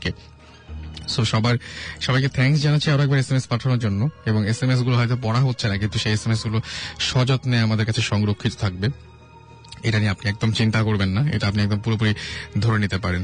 আমি একটা ঘটনা একটু আপনাদের সামনে শেয়ার করব। সেটা হচ্ছে যে আমাদের একজন SMS করেছেন এবং তার নামটি হচ্ছে, তিনি যেটা বলছেন যে সোহেল নাসিরাবাদ চিরাগং থেকে SMS করেছেন এবং তিনি বলছেন রাসেল ভাই আমি আপনাকে এবং সুমন ভাই, সাকিব ভাই, জিবরান ভাই, ভূত FM এর সংশ্লিষ্ট সবাই এবং সকল লিসনারদের অবশ্যই শুভেচ্ছা জানাচ্ছি। আমার নাম সোহেল, চট্টগ্রামে থাকি। ভূত FM আমার প্রিয় একটি অনুষ্ঠান, অনেক ভালো লাগতো শুনতে, অনেক ভালো লাগে শুনতে, খারাপ লাগে যখন অনুষ্ঠানটা শেষ হয়ে যায়, আর অপেক্ষায় থাকি কখন ফ্রাইডে নাইট আসবে। আরো ভালো লাগতো যদি অনুষ্ঠানটা সপ্তাহে 2 দিন প্রচার করা যেত। যাক, সে কথা আমি ভূত FM বিষয়ক ব্যাপারগুলোতে সাথে অনেক কৌতূহলী। আজকে আমার জীবনে পর্যায়ক্রমে ঘটে যাওয়া কিছু এক্সপেরিয়েন্স আপনার সাথে শেয়ার করতে চাই। আমি তখন ক্লাস 8-এ পড়ি, থাকতাম নারায়ণগঞ্জের মিশন পাড়াতে একটা দোতলা বাড়িতে। বাড়িটার 3 দিকটা ছিল বড় বড় কচুরি পানাওয়ালা পুকুর। ওই সময় নারায়ণগঞ্জে পুকুর বেশি ছিল। দোতলা বাড়িটার পাশের ফ্ল্যাটে ছিল একটি ফ্যামিলি। ভদ্রলোক ছিলেন ব্যাংকার, ওনার 3 মেয়ে 1 ছেলে। ছেলেটা আমার সাথে একই ক্লাসে পড়তো। আর ভদ্রলোকের ওয়াইফ ছিলেন রোগাটে গড়ন, ফর্সা গায়ের রং, কিন্তু মানসিকভাবে অসুস্থ ছিলেন। ওনার আচরণে সেটা প্রকাশ পেত। উনি আমাকে খুব আদর করতেন, যেহেতু আমি ওনার ছেলের বন্ধু ছিলাম। উনি বিনা কারণে হাজবেন্ডের সাথে প্রায় ঝগড়া করতেন। আচ্ছা, তো আর অনেক রাত পর্যন্ত ছাদে উঠে বসে থাকতেন। আমরা প্রায় গভীর রাতে ওই বাড়ির ছাদে জুতো পায়ে দিয়ে ছাদের এক প্রান্ত থেকে অন্য প্রান্তে কারো দৌড়ে যাওয়ার শব্দ শুনতাম। মনে হতো একসাথে অনেকে খটখট শব্দ করে সারা ছাদে দৌড়ে বেড়াচ্ছে। ছাদে কোনো রেলিং ছিল না। একদিন মাকে এ ব্যাপারে জিজ্ঞেস করতে উনি বলেন, ওখানে খারাপ কিছু আছে, ছাদে কখনো যাবে না। কিন্তু আমার কৌতূহলী মনে প্রশ্ন দেখা দিল, যদি আন্টি অনেক রাত পর্যন্ত ছাদে থাকতে পারেন তাহলে আমি গেলে কি হবে। একদিন অনেক রাত পর্যন্ত পড়ছিলাম, রাত 12টা। পড়তে পড়তে ঘুম আসছিল। আমি বারান্দায় গিয়ে দাঁড়ালাম, বাসার সবাই ঘুম। হঠাৎ খেয়াল হলো সিঁড়ি দিয়ে ছাদে গিয়ে দেখি আন্টি ছাদে আছে কিনা।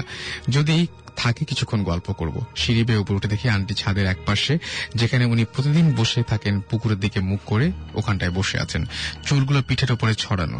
ছাদে চাঁদের যথেষ্ট আলো ছিল, আর আন্টি যেহেতু ফর্সা, ওনাকে আমি একটু দূর থেকে ভালোভাবেই দেখা যাচ্ছিল। আমি কাছে না গিয়ে একটু দূরে থেকে ডাকলাম, আন্টি কি করেন আপনি? বাসায় যাবেন না? উনি আমার দিকে না তাকিয়ে বললেন, পরে যাব। আমি ওনার ছেলের কথা জিজ্ঞেস করলাম, আন্টি আজাদ কি পড়ছে না ঘুমিয়ে গেছে? উনি এবারও আমার দিকে না তাকিয়ে বললেন, মনে হয় ঘুমাচ্ছে। কিন্তু আন্টির কথাগুলো মনে হচ্ছিল অনেক ভারী স্বরের আর অনেক জোরে কথা বলছিলেন। আমি একটু চুপ করতেই এবার উনি আমার দিকে মুখ ঘোরালেন, আবারও একই স্বরে, এত রাত্রে তুই ছাদে আসছিস কেন? তাড়াতাড়ি ঘরে যা। আমি ওনার কথা শুনে হয়তো ততটা ভয় পাইনি, কিন্তু ভয় পেয়েছিলাম ওনার চোখ দুটো দেখে, রীতিমতো অজ্ঞান হবার মতো। দেখলাম ওনার চোখ দুটো লাল টকটকে হয়ে আছে, মনে হচ্ছিল চোখ দিয়ে আগুন বের হবে। আমি দৌড়ে বাসায় চলে আসি। সারা রাত ঘুমাতে পারিনি। পরের দিন মাকে ঘটনাটা বললাম। মা অনেক বকলেন। একদিন সুযোগ বুঝে আন্টির ছেলেকে কথাটা বললাম। সে বলল তার মাকে নাকি জিনে ধরেছে এবং জিন নাকি তার মাকে রাতে ছাদে নিয়ে বসিয়ে রাখে, এবং জিন শব্দের সাথে পরিচিত হবার সৌভাগ্য তখন তার হয়নি। কোনো এক দিন বাড়িওয়ালার কাজের মেয়েটা বড় মাছ কাটছিল। মেয়েটার বয়স হবে আনুমানিক 22-23। হঠাৎ তিনি দেখলেন যে মাছটাকে বটি দিয়ে না কেটে ধুপ ধুপ আওয়াজ করে কোপাচ্ছে। এমন সময় সে মাছটাকে একসময় কুচি কুচি করে ফেললো। এরপর সে মাছ কাটা রেখে চুল খোলা অবস্থায় নাচানাচি করতে লাগলো, কখনো গান গাইতে লাগলো। এরকম অদ্ভুত অদ্ভুত অদ্ভুত সব ঘটনা শুরু করলো সে।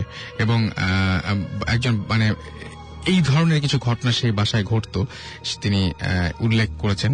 এবং সেই বাসাতে যখন কি বলবো যে তাকে সবাই বাড়িওয়ালা এবং কয়েকজন বয়স্ক মহিলা তাকে একসময় সে হচ্ছে কি বলবো জ্ঞান হারিয়ে ফেলে, এবং বাড়ির সবাই তাকে হচ্ছে ওই যে জুতা বা ঝাড়ু এই সমস্ত দিয়ে পেটাতে শুরু করে।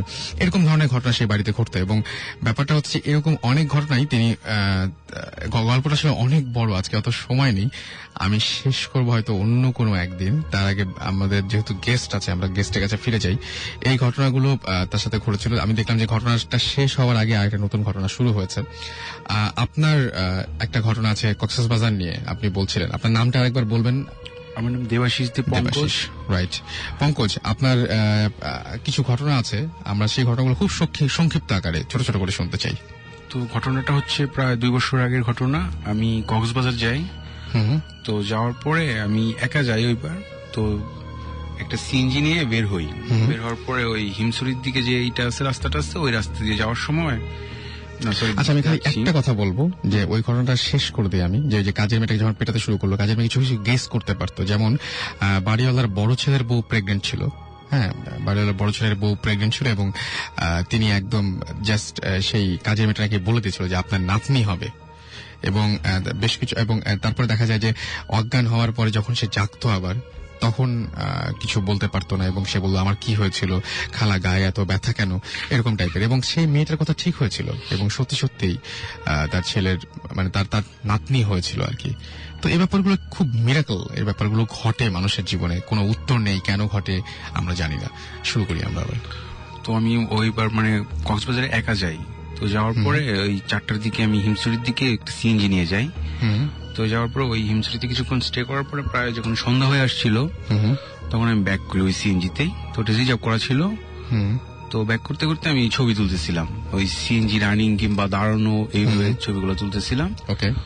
তো মানে প্রায় 2 থেকে 2.5 কিলোমিটার আগে, মানে কক্সবাজার যে কলাতুলি একটাই আছে বিচটা আছে, ওইটার 2 থেকে 2.5 কিলোমিটার আগে মানে একটা জায়গায় আমি সিএনজি দাঁড়া করাই। তো দাঁড়ানোর পরে নামার পরে ওই জায়গা থেকে সি বিচটা অনেকটা দূরে, মানে ক্যামেরায় ভালোভাবে মানে অনেক জুম না থাকলে ওই সি বিচের ছবিটা তোলা যায় না রাস্তা থেকে। তো ওই জায়গায় আমি একটা ছবি নেওয়ার পরে মানে আমি জাস্ট ওইটাই করছি যে মানে সি বিচের ছবি তুলছি এরকমই। তো ওইটা নিয়ে আসার পরে আমি ঢাকায় চলে আসি। আচ্ছা।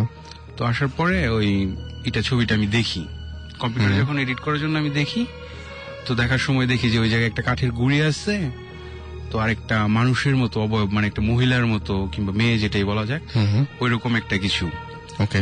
তো আমি মানে এই করতে পারি না যে ওই সাইটে এই সন্ধ্যায় যে টাইমে মানে জোয়ার আসে যে ওই টাইমটা, ওই এত দূরে একটা সি বিচ একটা মেয়ে একা দাঁড়ায় থাকবে কিভাবে, আর রাস্তার অপোজিট সাইডে একবারে খারাপ পাহাড়, ওই সাইডে কোনো কিছু মানে মানুষ ওঠাও সম্ভব না।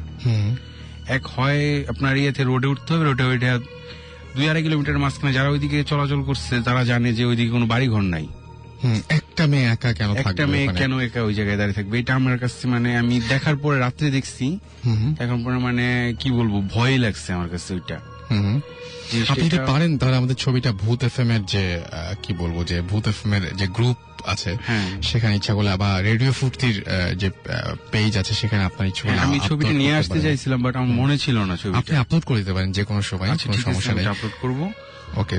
সো আপনার কি আরো ঘটনা আছে? হ্যাঁ, আরেকটা ঘটনা আছে, লাস্ট 2-3 দিন আগের ঘটনা এটা।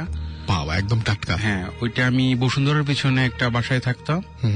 তো থাকার পরে ওই মানে আমার যে রুমটা আমার মেসের মতো, তো সবাই রুম নিয়ে থাকতো। তো ওই সাইডের রুমে যে থাকে সে মানে এই করছে, দেখছি জিনিসটা যে মানে আমাদের ঘর থেকে বের হওয়ার পরে সাইডে একটা মানে সোজা আছে, সিঁড়ি আছে, তো এটা কেউ ইউজ করে না, অন্য সাইডে একটা সিঁড়ি আছে ওইটা ইউজ করা হয়। তো এটা কেচি কেটে সবসময় তালা লাগানো থাকে। আচ্ছা। তো রাত্র 2টা না 3টা উনি বের হয়েছে, বের হওয়ার পরে দেখে যে মানে লাইট নেই ওই জায়গায়, যে একটা লোক মানে নেমে যাচ্ছে। আচ্ছা। তো নেমে যাওয়ার সময় ওই যে কেচি গেটটা যে আছে ওইটার মানে একবারে ক্রস করে চলে গেছে, বাট কেচি গেট লাগানো অবস্থায় একটা মানুষ কিভাবে ওটা ক্রস করে চলে যায়, তাই তো। তো এই জিনিসগুলো মানে খুব ভয়ের ব্যাপার। উনি রাত্রে আমার ডাইকা বলছে, তারপরে আমি আর ঘুমাইতে পারি নাই। না, ব্যাপারটা খুবই আজব। আর এই জায়গায় আমি আরেকটা কথা বলতে চাই, ওই যে আমি ফার্স্টে যে ঘটনাটা বলছি আমার ফ্রেন্ডের এটা নিয়ে, তো ঘটনাটা আমার ছাড়ে নাই এখনো। ঠিক আছে, এখনো মাঝে মাঝে আমি রাত্রে মানে খুব ভয় পাই, চিল্লায় উঠি, যার কারণে একা থাকতে পারি না আমি। আচ্ছা।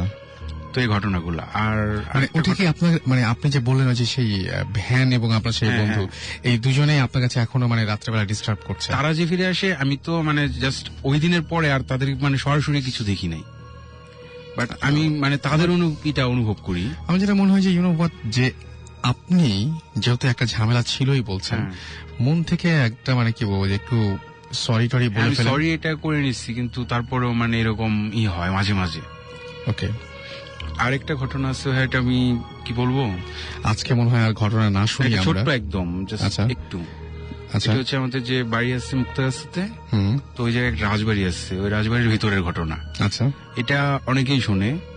তো আমি একদিন মানে ওই কাজ ছিল অনেকটা, ওই কাজ টাজ করে রাত্র প্রায় 3টা বাজে, তো ওই রাস্তায় আমি রাজবাড়ির সামনে দিয়ে ব্যাক করছি একা। তো ব্যাক করার সময় ওই ইয়াতে মানে রাজবাড়ির সামনে যখন আসছি, তখন মানে নুপুরের শব্দ, আর ওই যে মেয়েরা যেরকম ভাবে হাসে, খুব জোরে হাসলে মানে কিন্তু খুব সুন্দর, আচ্ছা, ওই টাইপের একটা হাসি, আর মানে একটা মেয়ে দৌড়াচ্ছে নুপুর পায়ে, এরকম আমি একটা শব্দ শুনি। তো আমি জানতাম যে ওই জায়গায় মানে এরকম শব্দ হয়, আচ্ছা, অনেকেই শুনে। তো আমি শব্দ শোনার পরে আর মানে ওই জায়গায় দাঁড়িয়ে থাকতে পারিনি, আমি দৌড়ায় আসছি। আসার পরে ওই আমাদের সাইডে একটা মানে মন্দিরের মতো আছে, ওই জায়গায় চলে গেছি।